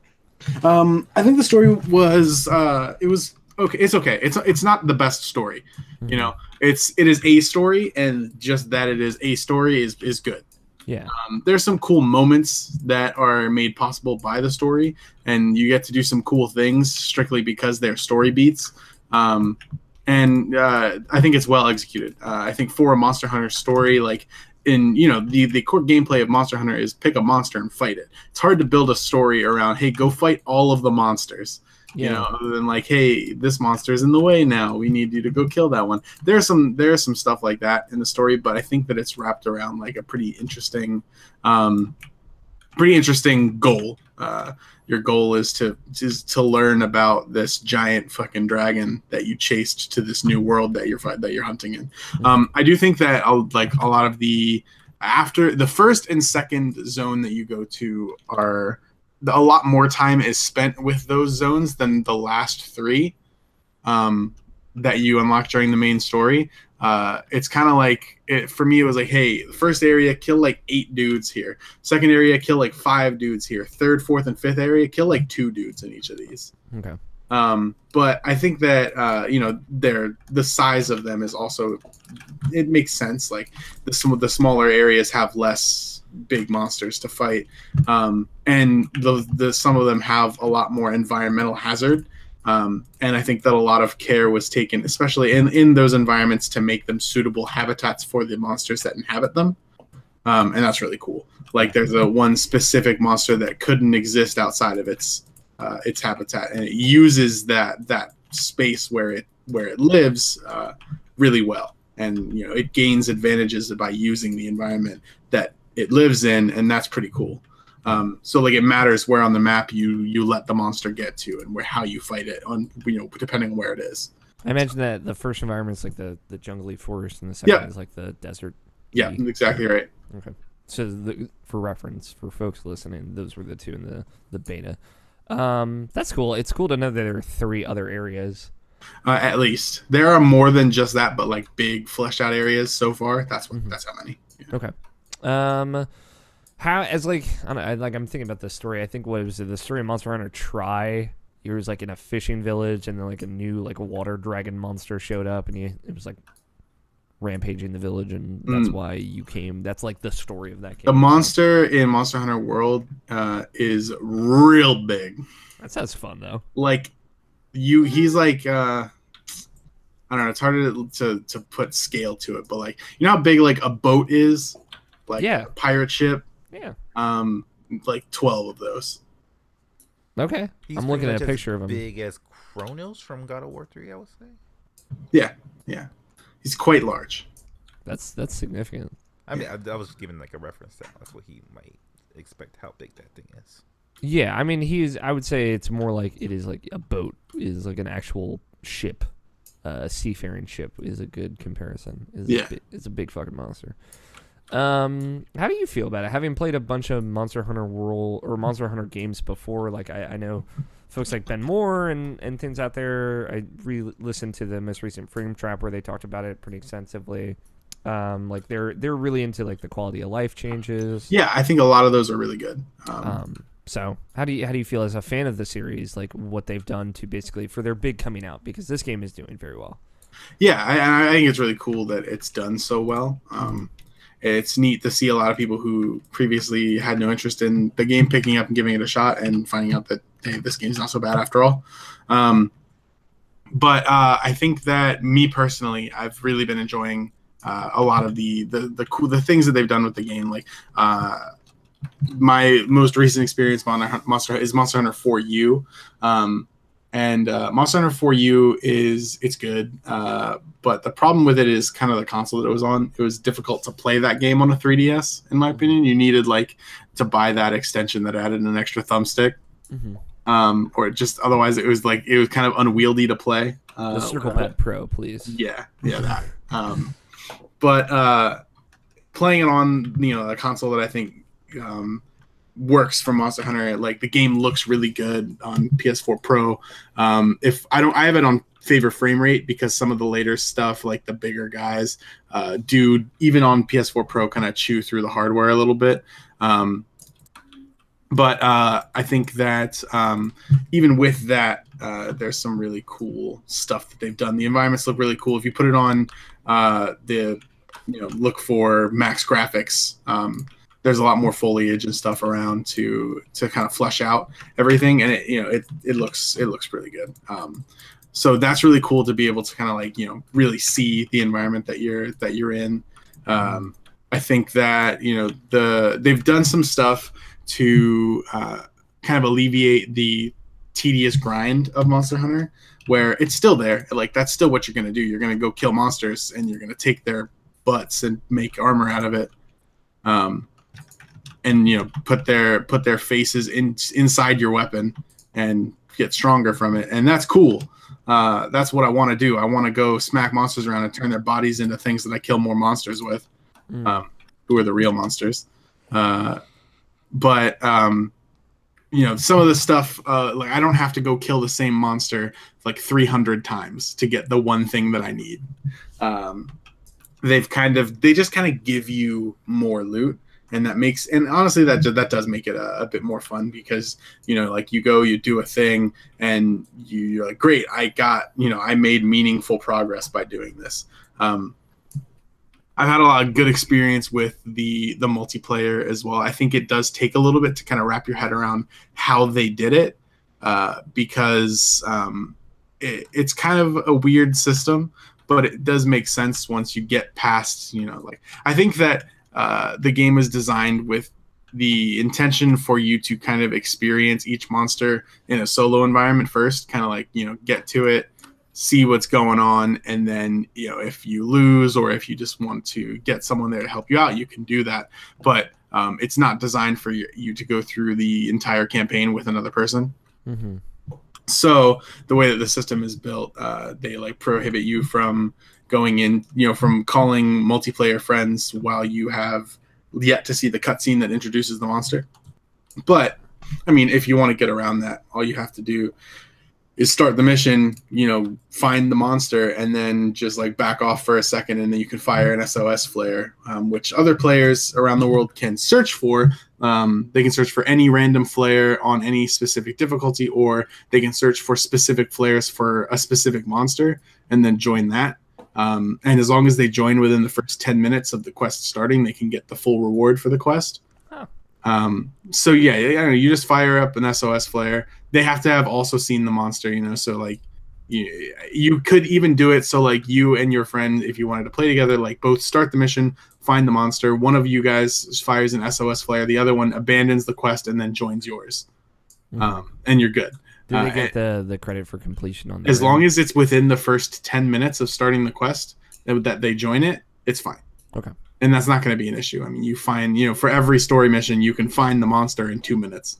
I imagine that becomes less than of an issue after you finish the campaign, though. Right. Once you finish the game, so the structure of Monster Hunter, right? There's low rank and high rank missions. Mm-hmm. Low rank consists of everything up to the end of the story is low rank, including the final boss and everything like that. So there's a full set of weapons, armor, and everything that you can make in low rank. And then once you finish the story, you get access to 6-star and higher quests. Those are considered high rank. So you get to go on expeditions on the high rank maps. It basically just means, hey, every single monster that you fought up until this point was kind of like you had a giant handicap against them. Like they were way weaker than they were supposed to be. High rank this is the acceptable difficulty for this monster. So they turned everything up to 11 in high rank, and it actually feels like very punishing to get hit by a monster. Where honestly, Monster Hunter World is one of the easiest Monster Hunter games that I've played. Mm-hmm. There is only one monster in the entire game so far that I've seen. Even in I'm a little bit into high rank. I'm maybe halfway through the story of high rank. Mm-hmm. And then there's challenges after that and all that. But and there are only a very precious few amount of monsters that are actually like very difficult. There's only one monster before the end of the story that is actually a difficult fight, and it's only because of the limited resources that you have in low rank. So it's good. Like there's a difficulty curve there, and I think it is a more accessible difficulty curve. It lets you play around with, honestly, if you don't know that you have to carve a tail when it comes off a monster, it's not going to stop you from getting, like your upgrade or whatever. You also, at the end of the thing, because you broke the monster's tail, will get a piece of loot that can come from a monster's tail. So like there's some stuff like that, which was, before, like they were just game mechanics, but not necessarily the most well explained game mechanics. In the previous Monster Hunter games, it kind of relied on you to analyze the situation more than you typically would while you're bashing your head against this monster that can two-shot you. So yeah, it's got some cool stuff in there. Okay. I guess like the only other thing is, because a lot of people have jumped right in this, it's been really cool to see a lot of first-time Monster Hunter reactions. Like Ali Mushka, a friend of the show, she's like in love with this game. She's now great. Added Monster Hunter to the pantheon of her favorite franchises and games. Cool. What would you say to someone who had not played a Monster Hunter to kind of set their expectation, and if they were curious about this game, what would you recommend? So what do you mean? What would I recommend? Like, if they wanted to dive into the Mon Hun pool, what would you tell them? I would say expect a game like Dark Souls, because Dark Souls was modeled off of Monster Hunter. Mm-hmm. But expect a game that does that, where combat is solely reliant on you and how you play, and not on how the auto target system is designed. In that there is no auto target system in this game. Yeah. The auto target is your thumbs on the thumbsticks. So good luck. I think that there are very different games to be played. There are 14 different games to be played in Monster Hunter World, depending on which weapon you choose. Each one offers a very different take on combat and a very different style of combat, and they all have their own they all have their own unique move sets. So you get to choose what you prefer, how you want to play. And you can, if you so choose, and especially in this game, it is not so inaccessible to have more than one. So you can choose 1 to 14 weapons that you like to play around with, and have at it, right? Like the only factor that will stop you from being able to play with everything the game gives you access to is how much you want to grind those materials, because each weapon will upgrade individually. For me, right, like I have one weapon, and I've got like 4 of them because I want them to have different elements so that I can exploit the weaknesses of the monsters that I'm going up against. I think you should expect to have to prepare for something and think about what you're getting yourself into a lot more than you do in any other game. At least any other like recent game that's come out. Like, I don't know, the Dark Souls is a really good comparison, like I said, because it's kind of modeled off of the Monster Hunter series. Where in Dark Souls, right, you pick a weapon, you make armor, and then you got to go fight these difficult enemies. In Monster Hunter, it's kind of like that. You're choosing armor, you're kind of planning ahead and seeing like, I want to get this armor. Hey, and then you got to think about like, I've got this quest to go kill this Rathalos. Rathalos does poison damage and he does fire damage, so like I need to bring antidotes with me. If I don't bring antidotes, I'm kind of fucked as soon as I get hit with poison, because how am I going to heal it? I'm just going to drain my potions until I die. And he's got fire damage. You only cure fire by rolling around, so that one's not as bad, but it's a lot of fire damage. So you might want to bring some armor that has resistance to fire. So like there's stuff like that, and then like depending on the map that you're fighting on, there's one that has these clouds of kind of like decay that will gradually take your health away. And if you stand in them for too long, which if you're fighting a monster there, you could be standing in those things for like 6 to 8 minutes. If you do that, you have a chance of getting a status on your character that just permanently reduces your health by 50%. It's kind of like you're in a chalice dungeon. And the only way to get rid of that is by using a null berry, which removes that status effect. So if you didn't bring one, tough luck, buddy. It doesn't grow on this map. Mm-hmm. So, there's stuff like that. You have to think about it. Like the game gives you those resources. You will research the monsters because technically you are there as a hunter for a research committee. The goal of you being there is to research these monsters. So you're gaining knowledge on them, and you can learn from failure. Like, this is what needs to happen for me to be successful in this, and that's what I got to do. So I'm going to do that, and it's great. Each one is its own boss fight basically. So they're really good too. Yeah, I'm excited. Like, I would say this conversation has got me more interested in it than anything else. It's just like, there's still that hesitancy, but maybe there's a weapon out there for me. Man, I was playing around with a bunch of them today because, like I said, I have one weapon that I use. I use the bow. And I've used that. Decided to stick with the bow. Yeah. Cool. I've been using that since the beginning. And so today I was like, let's play around with a couple of the other ones. Mm-hmm. So I was just messing around in the training room with the other ones, just seeing like, maybe do I want to pick up a second one? Which one would I want to pick up? And there are 3 to 4 of them that stick out to me as ones like I would like to mess around with these ones as well. Okay. So that it's there, right? Like you will eventually find something that you like. There are 14 options, So yeah, I'm excited to see Mike Burgess. He's doing a video review for this. Should be up next week. Yeah, I would.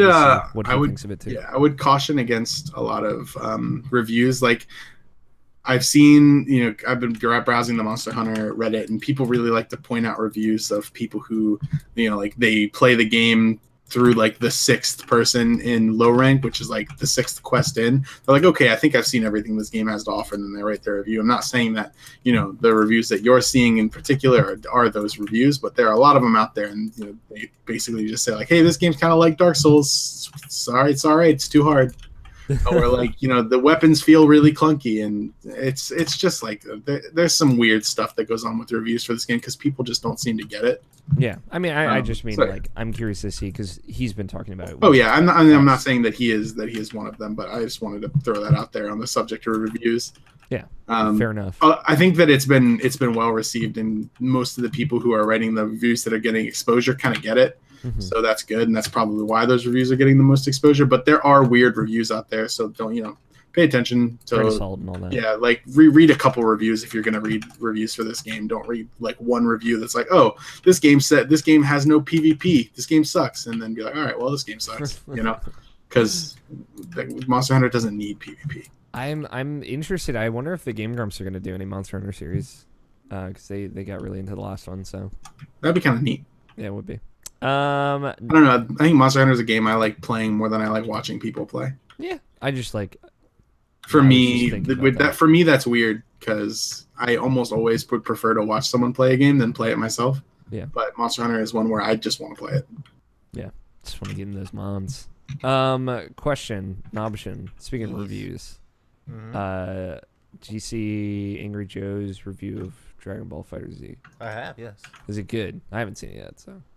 Yeah, it's good. Like, he speaks on like how accessible it is, which is like and he really like goes deep into the story more than like most reviews have done, and like he gives like a really thoughtful analysis about it, and like it makes a lot of fair points because he's very critical of the story, more than most places, and like he has a fair point of why it's critical. So yeah, it's cool. real good. Because I just knew it's January, right? So some weird specific Japanese game is coming out. So I remember that Yakuza 0 review. So yeah. Cool. Monster Hunter sounds great, Tony. Yeah, it's real good. I'm glad that you. I want to play multiplayer with people. Yeah, hit up Tony. You were Tony Horvath on PSN? Mm-hmm. There are tons of folks out there playing, so I'm sure we can probably track some down to do a group with you. I don't know what Mike's is. Yeah, not that it is difficult to find groups, but like yeah. If you do like the SOS flare that you were mentioning, can you just like find a rando?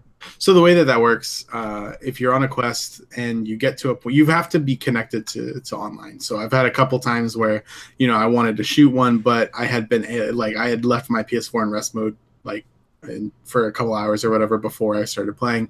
You have to make sure that you connect to a multiplayer before, so it knows that you are connected and can get people in.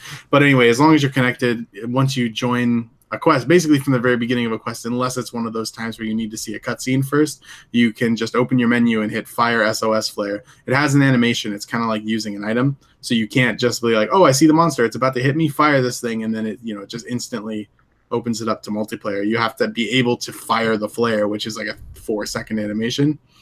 So anyway, your character fires this flare, and that opens it up to multiplayer. So anyone who is viewing the quest board can pick either play solo or post my own quest or join someone else's quest. And then if they choose to join someone else, they have the option to see which quests are posted, which means like it's still in the lobby, it hasn't started yet. The host is waiting for more people, or to answer SOS flares, which you click on that and it opens kind of like a search criteria boxes.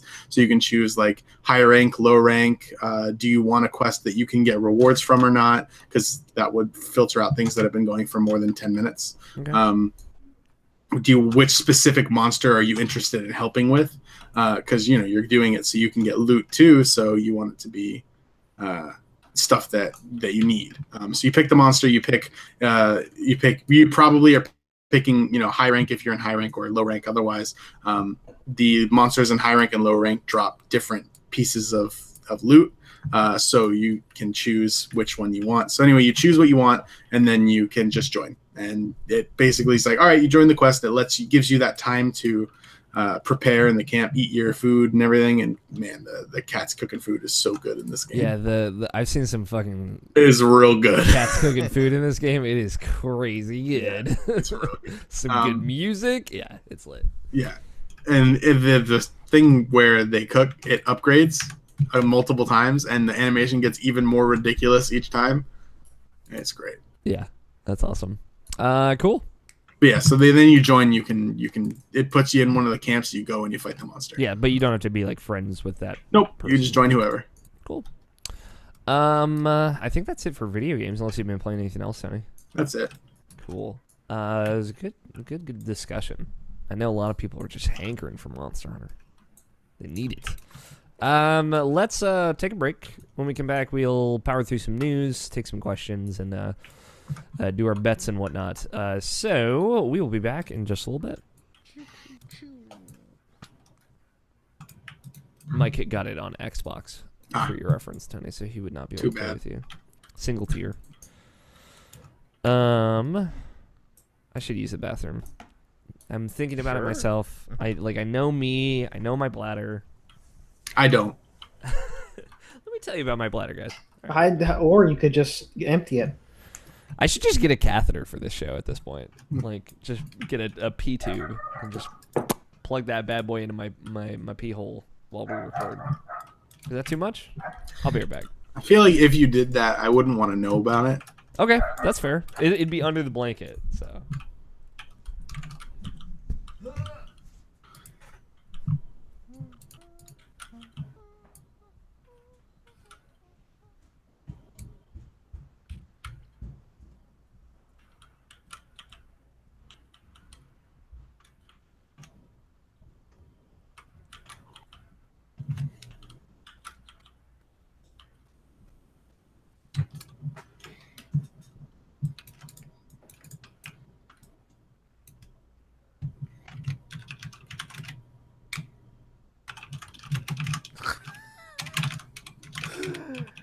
Tony. Yo. Jeff Gerstmann just tweeted, "Me and Dan Riker started a Dragon Ball Z Kai discussion podcast. Oh my The first god. one will hit on Monday." I saw that. I was listening to the Beastcast, and I heard that Dan was watching Kai, and I was like, "Oh my god!" And he said that he liked it too, and I was like, "Oh, this is gonna be good." Yeah. That's pretty good. I would listen to that I would too. because I just want to listen to Dan talk about Kai because he doesn't understand most of it from what I've heard on Beastcast, and that's great. Like, because did you listen to the Beastcast? No, I didn't get a chance to do that. Because Vinny was kind of describing how Dragon Ball Z works, and I'm not going to ruin that bit because it's an excellent bit. Mm-hmm. But he was saying, one of the things he said after that was like, like you can tell someone's really powerful when they just use one finger and make a giant ball of energy and throw it at someone. And then Dan was immediately like, yeah, well, Piccolo used 2 fingers, so he sucks.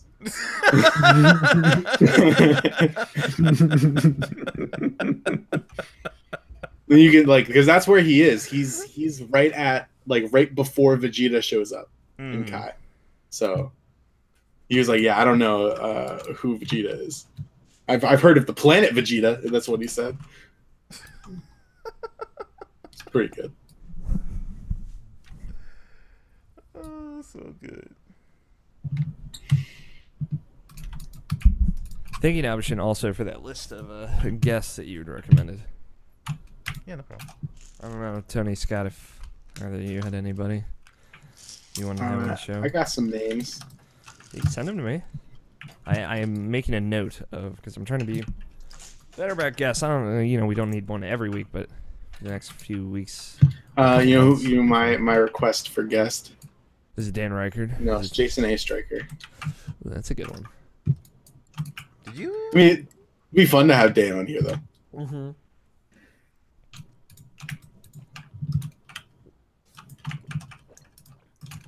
Go ahead, Nabishin. What were you saying? Oh, I was thinking about was it Mina? The girl you like? Yeah, Mina. That Yeah. we played Destiny with. Yeah, you should probably try to get her back on. Okay. She never got. Do that too. She never got her chance. Mm-hmm. She can tell us all about Overwatch League. The acronym that I was talking about last week, also, I thought it was esports involved, was the XFL, which I had no idea what that was, which is like the actual, not esports related at all, another football league, which is, it seems real dumb. It's pretty dumb. Yeah. Hey, what if we had football but without protests? It's like, all right. If you're just going to say they talked about this on the most recent Mabim Bam, and it's pretty funny.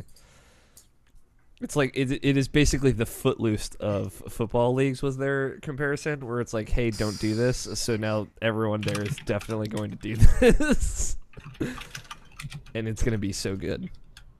Take a knee. Cool.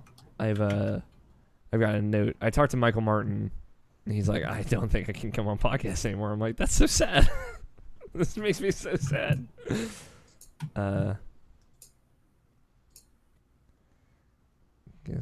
Oh, let me send out a tweet for questions real quick, and then we'll get back in the news. Get right into the news. Power on. Power earn.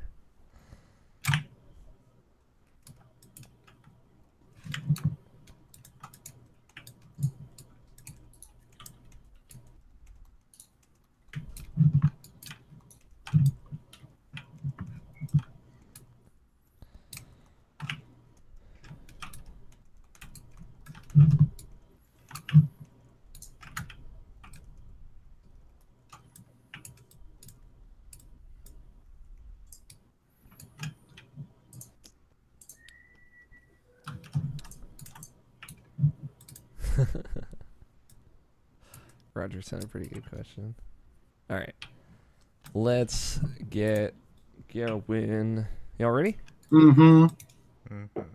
Cool.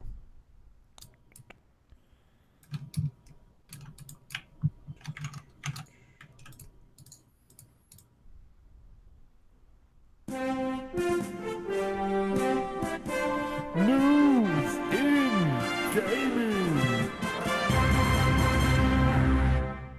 Let's talk about some news. A few things. There was some news this week. I was excited. Things happened. As an update, sales update. Hey everybody, the Switch is now officially outsold the Wii U. In 10 months, it has now sold more lifetime sales than the Wii U. So, it's a good fight, Wii U. You did great. I believed in you for some time. I never did. But yeah, so overall, the Switch has sold 14.87 million units in its first 10 months worldwide, and the Wii U, as of October 31st, had sold 13.56 million units. Which I don't think it's going to catch up. Just to throw it out there. How does this make you feel, Nawishin? It's to be expected. I'm surprised it hasn't done it sooner, honestly. Yeah. This seems like right on cue. Like just shy of the first year. Seems good. Like it's just, I think it goes to show. So what, the Wii U came out in 2012, right? And then PS4 and Xbox One came out in 2013. Just like that difference in year. Like I think there were a lot of people in 2013 that were hungry for new hardware. I think that and people are still hungry for new hardware. God knows the PlayStation 4 is selling very, very well. They just had come out and said like this fall was the first fall that this past fall was the first fall that the PlayStation 4 had sold less than the previous year by like barely anything. But like it's still close to total year sales for this fiscal year. So PS4 is still selling well. Xbox One's still doing well. Switch obviously is doing gangbusters, but it also I think speaks to how poor the messaging on the Wii U was. And I think obviously software has everything to do with that as well. And we don't have to turn this into like let's shit on the Wii U cast because God knows we've done that plenty. But it is a good sign for Switch and the future of Switch. 2 thumbs up. Pretty sick fake tablet. Yeah, dude. So another kind of side news story came out. I just kind of want to get an update from the MMO players in the room here because I'm not as familiar with it. So Blizzard announced the new World of Warcraft expansion is coming out sometime this summer. I forget what it's called already.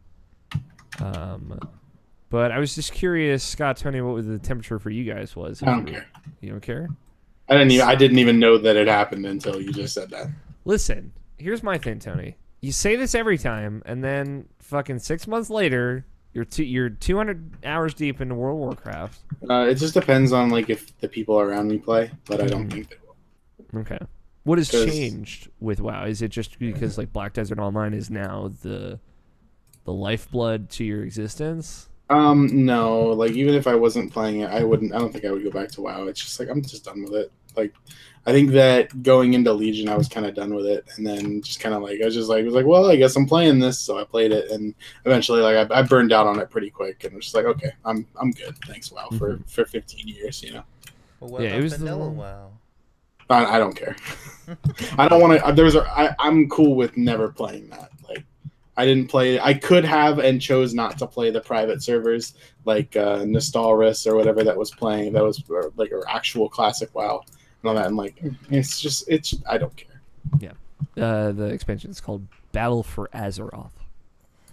Like I said, like if people are playing it, and I'll probably end up playing with them because I just do that.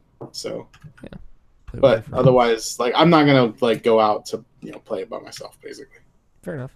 It was Warlords of Draenor. That was the one that you liked, right? that one was good. Yeah, the raid tier in there was pretty good. That was, and the classes that I liked to play were in pretty good spots for that expansion. But I don't know. Like I said, I've kind of done that for so long now. I'm just kind of like, it's whatever. Fair enough. Scott, what about you? Any interest at all, or is it No, the not same really. deal? Okay.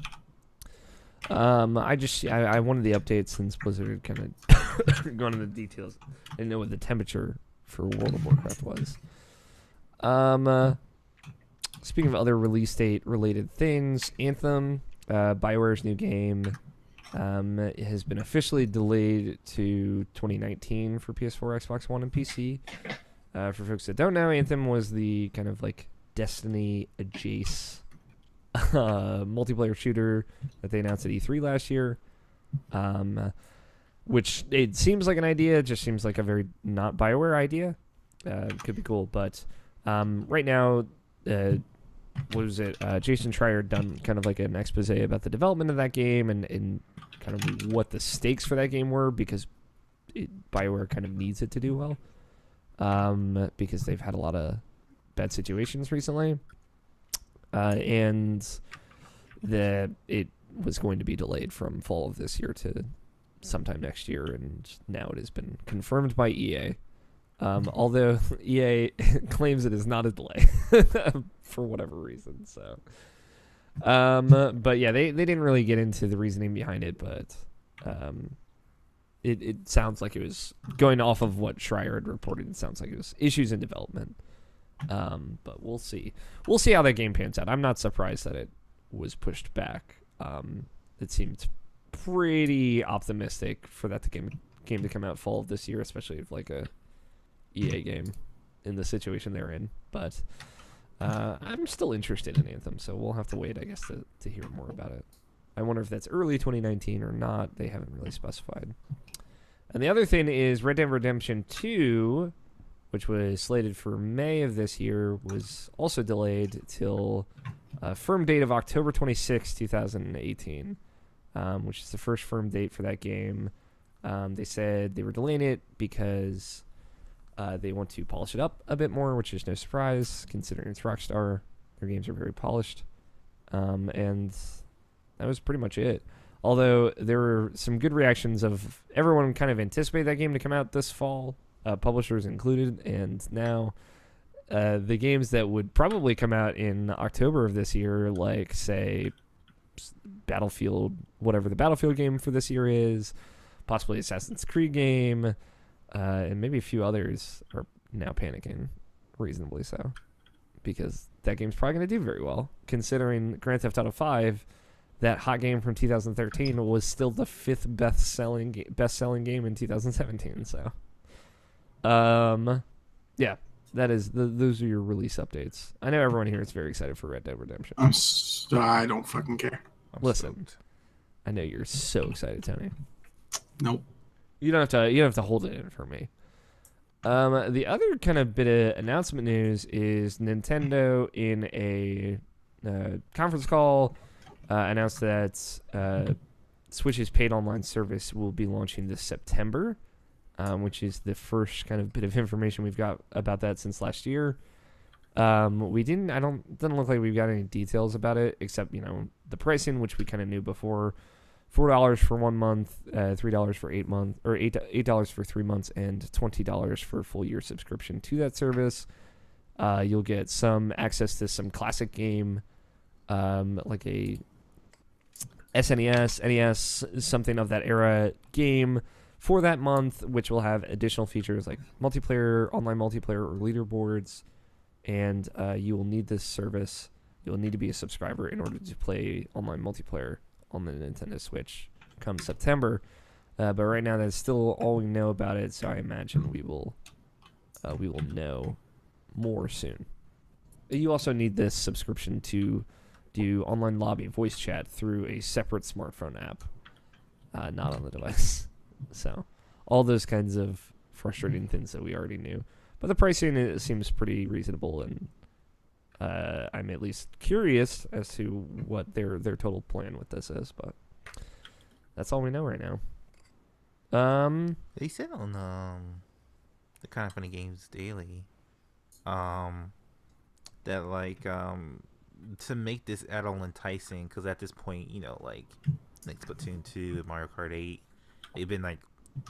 they've been out for over a year with online play for free, and at that point, it's pretty much you're more or less done with the game. So it's like, why even play for the online anymore? But they felt like if the online system for Nintendo was pretty much what PlayStation Plus was for the PS3, where it was you weren't paying to play online, but you had these extra benefits for being a member. So that pretty much give you the access to virtual consoles and cloud saves and stuff like that. Then that'd probably be a good benefit for that. So if Nintendo steer to that direction, I think that's more of an approach that everyone would pretty much be down for. Yeah. Because obviously, if you're talking about paying for online on a Nintendo device, no matter what the price, is not going to be what you want it to be in any way, shape, or form, as far as what you expect from other systems. So yeah, that just makes sense to me. I was thinking about that too, because I don't think that's something that Nintendo wouldn't do per se. Also, because it is one of those things where you've been giving away online multiplayer for free for so long, it is very difficult to take that away from the customer. And then there's also the possibility that maybe games that were released prior to September, it'll just be free online, whatever, and then everything that releases after September will require the service. But I don't see that as an unreasonable option that Nintendo might consider as well. So because that that makes a lot of sense for the position they're in. They don't have a lot of online multiplayer games, and I'm sure that is something that maybe they're going to try and get more of as they launch this service, because they have definitely been making moves and making deals, but that might not be unreasonable. That out of the question, I should say. So we'll see.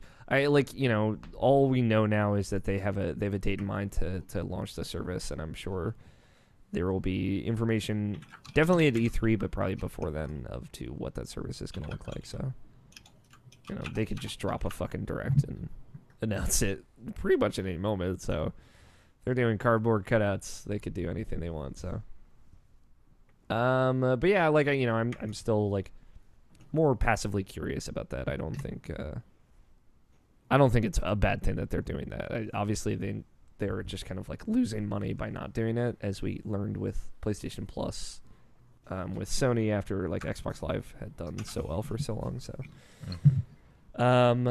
we'll see how that pans out. The only other piece of news that I had was the news that Kaz Hirai is stepping down as CEO of Sony, not just Sony Computer Entertainment, or SIE. I guess it's Sony whatever their new name for the video games division is, but he's stepping down as the CEO of Sony, as the company as a whole. He came from video games. He's obviously been there for a long time. He is transitioning back into SIE, it sounds like. He'll be a chairman instead of a CEO. And yeah, so And it sounds like he's already got an idea of a person that will be taking his place as well. It's similar to like, Andrew House stepped down to what I guess the first of this year was officially when he left. Just big change. It's the change of a legacy. Like Kazurai is obviously huge for Sony and huge for PlayStation. I'm not like terribly surprised. There was a joke going around like the last year the fake Kazurai Twitter account announced that it was gonna kind of like be stopping its jokes come 2018, and now actual Kazurai is also stopping being the CEO of Sony in 2018, which is funny. But yeah, it's at the end of the fiscal year, so April 1st he will be officially transitioning out of that role. So wish the best to him. Huge influence in the games industry, giant enemy crabs and whatnot in that infamous Sony 2006 PS3 presentation. So ever since he took over, Sony did switch up a lot and became more relevant as a company. So. Yeah, and also they've been making way more money. So obviously he did a very good job. So yeah, end of an era. Andrew House and Kaz Hirai both kind of stepping out of like the full CEO management position. So everybody's jumping ships. That means Sony's gonna be dipping down. Exactly. Real soon. It's all on fire. PlayStation 4 sells 20 million units in fiscal year 2017. It's all burning down. It's like, I think they'll be all right. But yeah, I'm curious to see, like, that means new people might come in and we might see some good changes in the future. But yeah, that's it for news. Not a whole lot to talk about this week. It's crazy that we are only an hour and 12 minutes into this podcast. We're done with news. But we did get some fun questions. You guys want to take a peek in the mail sack? Yeah. Yeah, let's do it. I prepared music this time, so I was ready for you, Nabishin. Remember, you can always tweet your questions at us. It's kind of the best way at this point to get a question on the show. Everybody hates email, apparently. Tweet them at IrrationalPod with the hashtag IPQ. We will read them on the show, talk about them. Just use the hashtag. It does help out a lot. Somebody just tweeted at it and didn't use it, and I now have to find it. Nicole NMH2105 on Twitter. Good friend, watching live right now, actually. She says, what is your favorite game genre, and has there ever been a time when your love for that genre waned? That's a good question. I'm curious, Scott, do you have an answer for this? Mine generally always been RPGs. Mm-hmm. Not a specific type, but as a whole. Yeah. And I don't really think that's changed ever. Yeah, I feel like you've always been a strong RPG, and all across the board, from the Mass Effects to the Kingdom Hearts. So yeah. Mm-hmm. What about you, Tony? So for me, I think my favorite genre of game, I guess, is multiplayer. It's a pretty good genre, right? Would it be like massive multiplayer? Would it be MMO specifically? I don't think so. I think it. Yeah, multiplayer. I was thinking about that, and I know it doesn't count, but like, I don't know. I feel like I stopped short of Kingdom Hearts, but go all the way in the other direction. So, but I think yes, because to the second part of the question, because there have been points in the past, and honestly in recent years as well, where like there's been so many good, like sprawling open world RPGs that have come out, and it's just like I can't play all of these. Yeah, and it's just kind of kills you on the entire genre for a while, until some game comes around and revitalizes you on it and makes you feel good. Yeah, totally. What about you, Namishin? I've always just been I've always been really into the character action video games. I haven't really like waned from that though. They don't really come out as often anymore. We get your exceptions with Bayonetta and like DMC and Darksiders or whatnot, but like it's not really a genre that's like really prevalent right now. Platinum does a really good job like making that still a thing, but like there's never really been a time where that's waned for me, honestly. It's always been always been like a supporter of that. Yeah. Yeah, that is just like it's not like as bumping a genre as it is now. We got like God of War is coming out this year, Sure. if that counts, and there's always word that also a new Tomb Raider might actually come out this year. Weirdly enough, with that, there's a possibility. There's always word that Devil May Cry 5 is just right around the corner. And yeah, Platinum, Bayonetta, and Bayonetta 2 come out for you on your birthday very soon. So yeah, that's a good pick. I like, for me, I feel like it's no surprises JRPGs specifically. Love me some anime bullshit. But like, there were 3 out of my top 5 games last year were JRPGs. So like that is, I feel like there was a time when that did wane. Probably in like the 2007 to 2011 era, kind of like where there were a lot of really strong Western RPGs, which is like, they're both RPGs, but they're definitely very, very different. And not just in like style and presentation, but also like how they play and kind of like where their primary focuses are. But like, that's when I got into Fallout 3, which was huge for me. It's my first Bethesda game. It's when I played Mass Effect 1 and 2, Skyrim. So they were huge, huge games for me as far as like, I had not really played Western RPGs before then. So I would say it waned for a time. But then when I played Persona 4 Golden in 2013, that is when it like really, really came back for me in a huge way. And I've been rolling down that train ever since. Like, I play every Tales game. I play Persona, obviously. And I try and step out of my comfort zone. Like, there are lots of different kinds of JRPGs. Like Persona Q.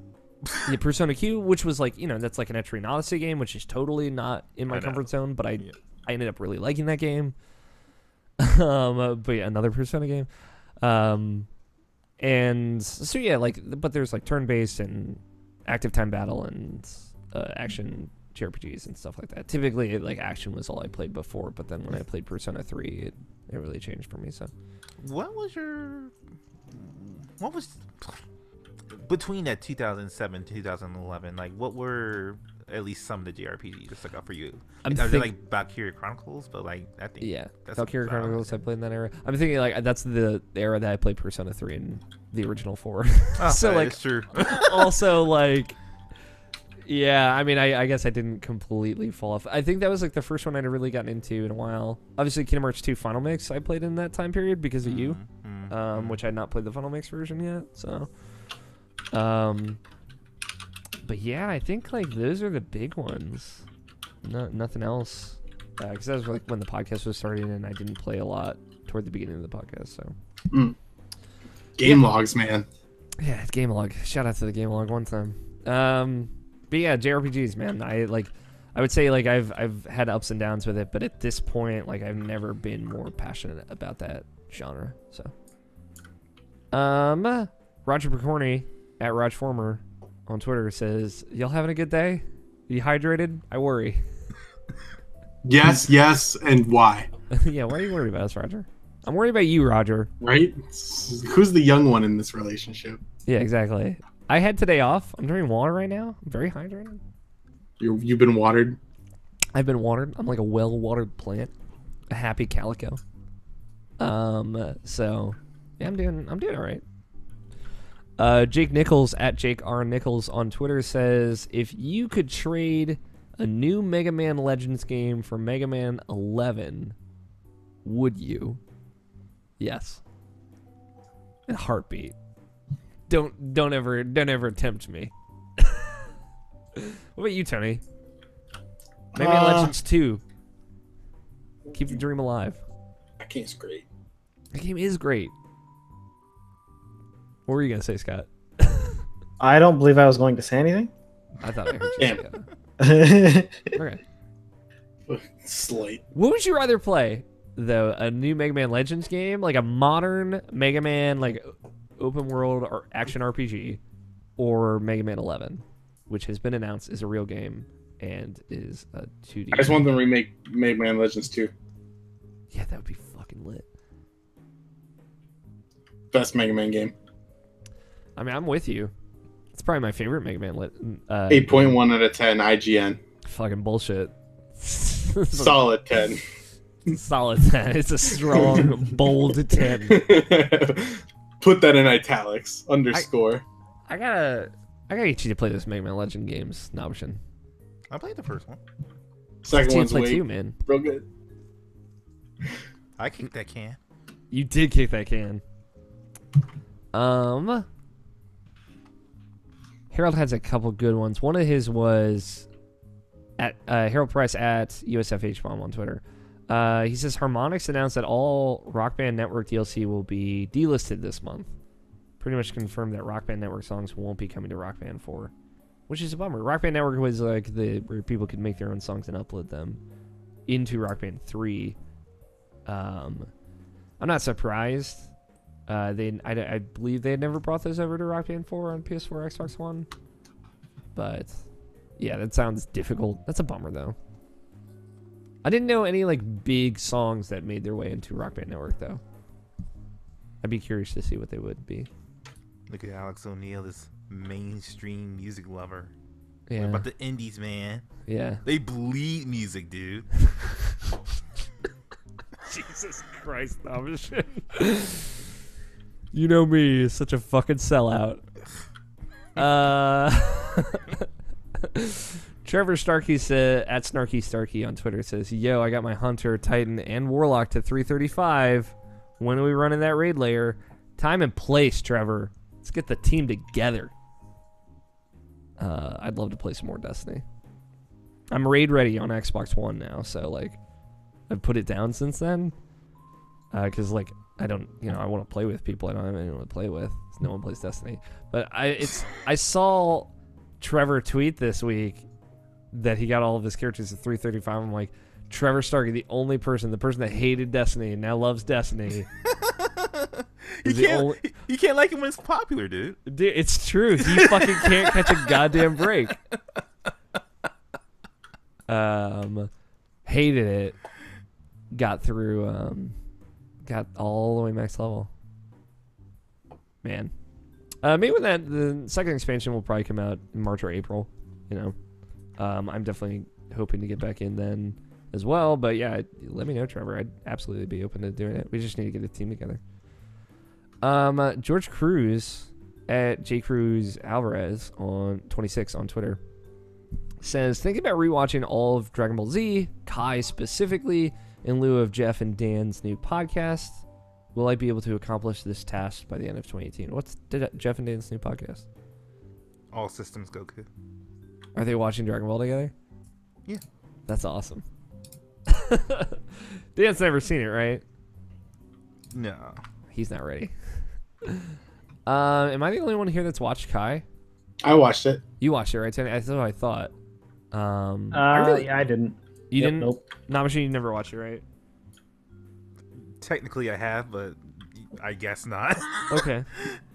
I wasn't sure. I've watched it all the way through this end of the Cell Saga, so I've not seen... They did the Boo Saga, and then obviously it ended, so... I really like Kai.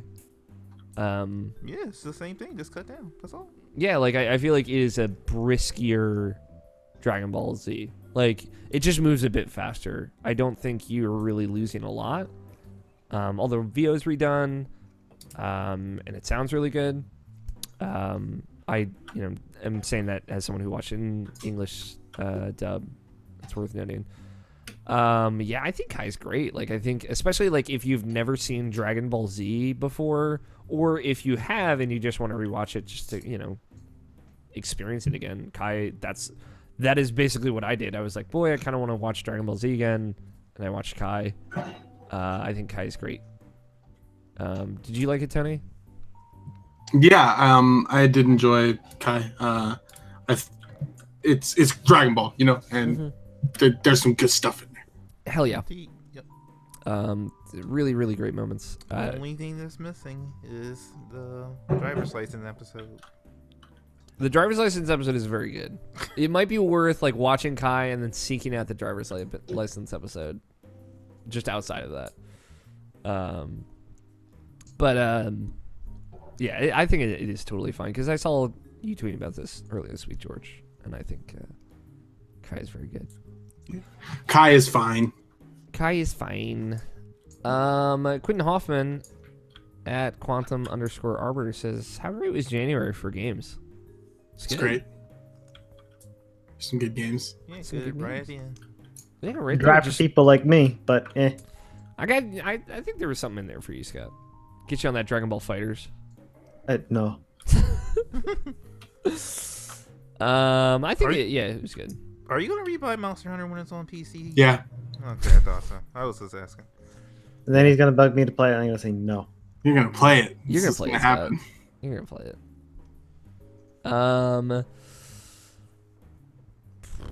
Blessing Adeoye at Blessing Jr. on Twitter also said, "I thought about watching Dragon Ball Kai 2. You should. It's worth. I need to get my fucking DVDs back from Market. But, like, Yeah, you should. Keep in mind that that's still old Dragon Ball Z. Like, it's not redone. It's just got that. Well, the voice acting's redone. Well, right, but like the animation and everything. Yep, it is in 16:9 though, which is nice. Mm-hmm. Yeah.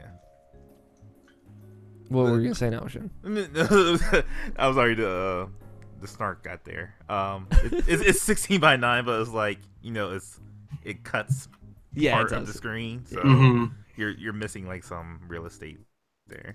Yeah. That's why like the best version of Dragon Ball is the Dragon boxes where you can't get anywhere anymore. Yep. Is that 16:9 but not cut? No, it's like the original reels on DVD. So like it's the truest version you can get of the Dragon Ball Z experience. That might be what I'm watching. Okay. There Wait, you go. what? Mine, the Dragon Ball Z Kai I was watching is not in 16:9. Oh, there you go. Oh, okay. That probably is one. Okay. But yeah, Mark and Katie have my first Dragon Ball box set. So, like I said, if I'm gonna watch Dragon Ball, I'm gonna watch it from the beginning. So, get through all. Yeah, that I've been like wanting to watch Dragon Ball, not Dragon Ball Z. No, I've still got volume 1 of the manga. Yeah. Okay. There you go. It was risque back when I was like 12 or whatever reading it, because the end of the first volume you get to see Bulma half naked. Yeah, I know. It's like, ooh, and a lot of Goku dick. Yeah, well, Goku likes to walk around naked, man. Yeah. Don't judge. So it was like, ooh, watch out. There's some boobies in this one. Yeah, all for the lols. Well, It's been interesting playing Fighter Z because it's been making me saying Dragon Ball a lot, and I was like, man, I really like Dragon Ball, not like a Z, not a Kai, not a Super, just saying Dragon Ball as OG like Dragon a whole, Ball, man. as a whole like encompassing thing, and it's making me really appreciate this series in general. Yeah. It's just been a thing I've been noticing. And like I said, that game really fucking gets me. It gets me like every time I play it. Like with I have fucking Mr. Satan there, and it actually say Satan on there, and it's like, oh, like, yeah, you get me. Like, fuck this Hercule shit, and it's like, nah, that's like some dumb fanboy bullshit that I used to have. But like, yeah, it makes me happy. The localization I will have to mention though, it's like it's there but it's not there. Mhm. Like it's, at some points, like there's a good common joke in Dragon Ball without like when someone says, "Oh, thank God, we finally got through this," like so you're pretty much saying "Thank Dende." That's a good common joke, and like they didn't put that in the game. So Oh, okay. it's a thing. I need to stop talking. It's true. No, it's good, man. I like this shit. You know that's true. Yeah, Dragon Ball is cool. I've been thinking a lot about the end of OG Dragon Ball. Just how fucking perfect it is. It's real good. It's real good. Just like when Goku shows up and it's like full-grown Goku, and it's like just such a because he's been such a half point the entire he time. he like was fucking finally adult. had his growth spurt, and like Krillin got taller, and he was bragging about it just before he shows up, and it's like, yeah, it's just it ties it all together so well. Like that ending shot of him and Chi-Chi like flying off in the Nimbus and everything is just God, Yamcha was so fucking cool back then. Yeah, dude. She's such a goddamn joke now. It makes me so sad. Yeah, I like that they lean into it though, of like how much of a joke it is, but Like there's even like a separate manga that someone writes that's about like Yamcha just like pretty much going through like fighting cell and shit like that, and him like actually being badass and but all like that stuff you know, like that. Yajirobe was super cool. Tien and Chiaotzu were really cool. Like Dragon Ball was such a different thing, and I remember like you know as a kid the first time I was watching that, having seen Z through Cell, like just growing such an appreciation for everyone and all those characters. That's why the Saiyan arc is like seriously like so fucking good. It was just like that all in that it's like battling the Reapers or something like that. Like it's something you just can't fucking win, but you're trying your damnedest anyway. Yep. It's like you just seen your friends die, Yamcha dying, Tien dying, Chaozu dying, and just like Piccolo dying, like. Oh, and then Goku showed up and he barely winning too, and like he pretty much lost that fight, and he even admits it. Like I pretty much lost that fight, and I had to get stronger because of this. So it's such a good arc. Him and Vegeta were like right on the same level. So and Frieza's such a good villain too. Like I have such a better appreciation. I need to stop talking. Yeah, like just to answer basically, I've been thinking about rewatching original Dragon Ball and like you know seeing all the Red Ribbon Army stuff and all that again versus Dragon Ball Z, but. Yeah, go watch Kai. It's great. And we got 2 tweets from Stephen Coffin. At Scoffin Steven said, "How cool am I?" And then he said, "I need love." I think you're very cool, Steven. Yeah, dude. You talk support the hell out of this show. So you're very cool. IMHO. That's it for questions. Thank you all for sending them in. We love you all very much. Real quick, just to throw it out before we get into our bets. If you'd like to be a part of the show, you can call us 404-590-1337. You can leave us a voicemail there. Long distance fees do apply. Tweet us, like I said earlier, and our email, if you want to send an email in, is mailsack@irrationalpassions.com. We'd very much appreciate it. For everything, just updates on all of the show when we're live and all that. Follow the show on Twitter at IrrationalPod. And just a couple other things. Rate and review us on iTunes. It helps us out a lot. We actually haven't gotten a lot of those recently. Bumps us up a bit. Kind of gets us in front of other folks looking for gaming podcasts, and I would very much appreciate that. Go listen to the other show on the site, Input, video games news show hosted by the writers for the site.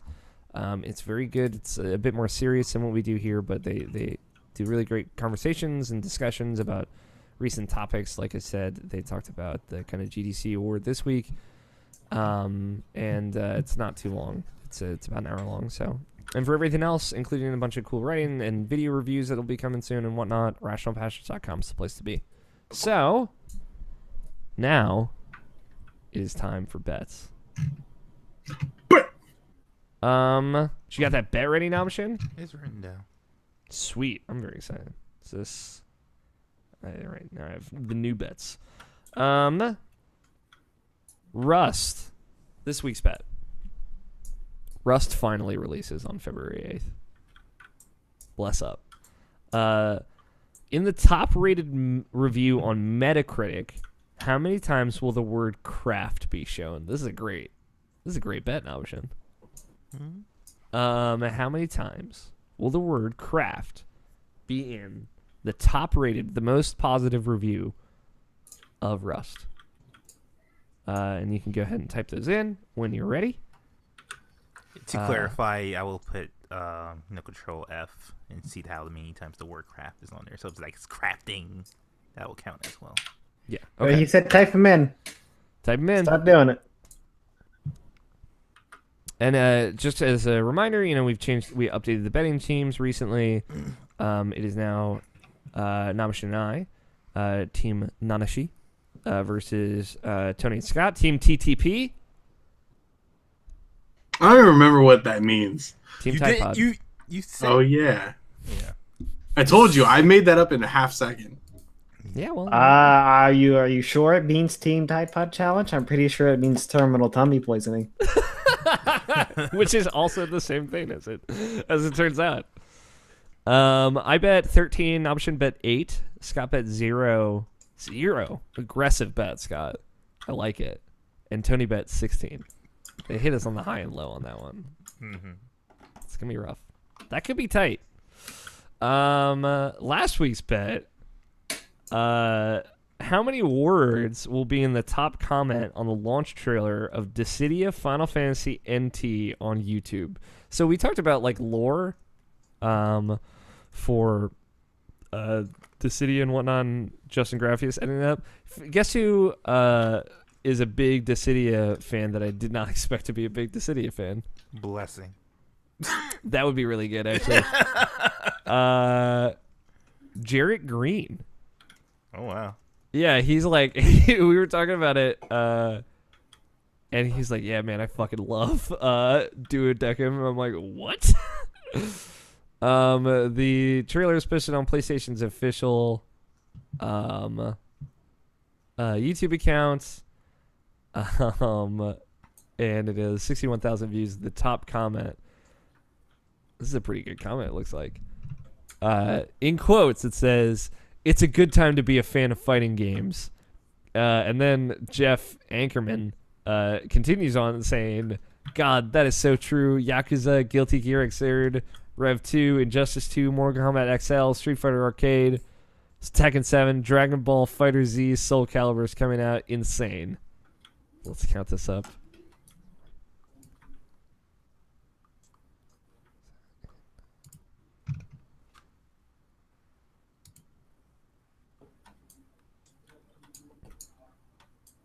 So the top comment is a reply. Yeah. Okay. No, it's not a reply. Okay. 35 words. A mouthy one. I bet 47. Nomination bet 17. Scott bet 5. Tony bet 3. Which is sad because there are a couple like just 5-word replies or 5-word comments right under it. You guys are so close. Mm-hmm. But I this know how means, YouTube works. it's true. It's just like lol, but, and that's usually the top comment. Actually, Yeah, like okay, wait. Was it top comment or was it like hearted by the person? No, this is top comment. It had 53 thumbs up. So there you go. So that means I've taken it 2 weeks in a row. Starting this year off right.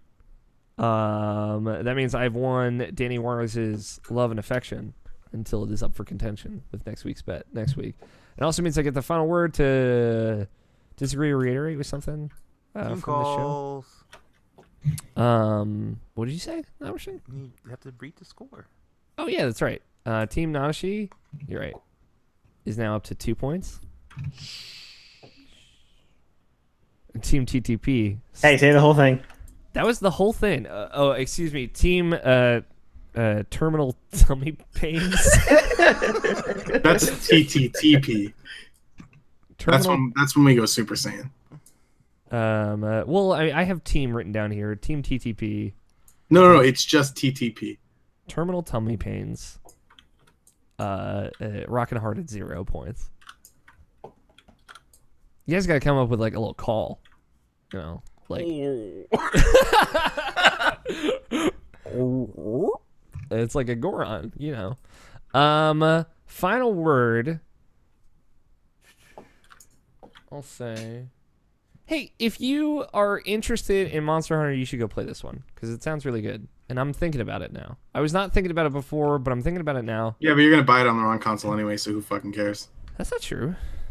I might, but we'll see. So that's not true. Actually, it's true. That's what you just said. I said there's a 50-50 shot is what I said. But I'm saying to everyone listening, it sounds like a lot of people are having a good time with it. A lot of people that I would not have expected to love it really love it too.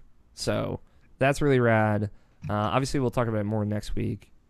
We'll have a guest on that's been playing it. So go check it out if you're curious. You know, we're new year, new you. Take a dive in the deep end. That's it. That's the show. Thank everybody so much for listening and watching, tuning in, sending your questions in. Thank you, Tony. Thank you, Scott. Thank you, Nabashin, for joining me. Big hugs all around. Love you guys. And thank you to Danny Weister for opening music of Two-Player Co-op and our closing music of The World Is Saved. Stay tuned to IrrationalPod.com. Like I said at the beginning of the show, some cool stuff going up there. in the next week, and this month I think is going to be pretty big for us. We got a lot of things planned outside of just this show, but thank you for your support as always, and play your games, stay rational. Oh wait, I've been Alex O'Neill. Also, BT Dubs, play your games, stay rational. We will talk to you all next week. Titles? Is that what we do? Yeah, that's what you do. I forgot. Do you It's want me been to... a while. Sorry. It's okay. Do you want me to send you the link? No, I don't need it. I did it anyway. You should click on the link that I sent you, though. I'll click on it at the end of this. All right, titles. I'll cue it up there. Titles are Darude Sandstorm FaceTime. Nah, boy, that game's easy. Where all those Scott comes from? I kicked that can. All systems Goku.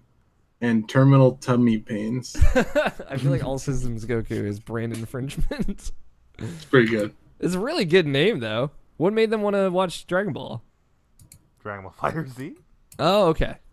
That makes sense. I don't know why I didn't think of that. Jeff's watched it before, right? No. What? Are they going to watch Dragon Ball or just Dragon Ball Z? There's just Kai. Okay. Cool. That is the good call. I like Terminal Tummy Pains. It's a good name. It's just wrong, though. Terminal Tummy. It sounds wrong. It sounds painful. I like the Root Sandstorm FaceTime. I like that one too. What do you like, Scott?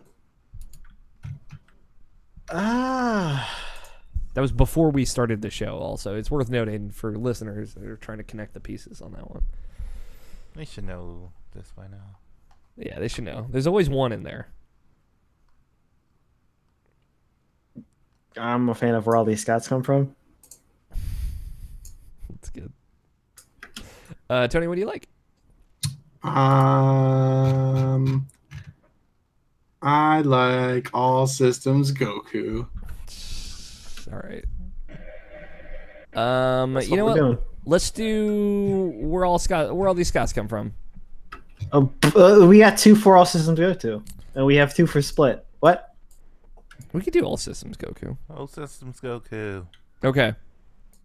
You're listening to the Irrational Passions Podcast, episode 364. All systems Goku. Kia! Kia! There you go. You can stop recording now. Thank you, everybody, for watching. We love you all. Have a good night. Bye. Bye.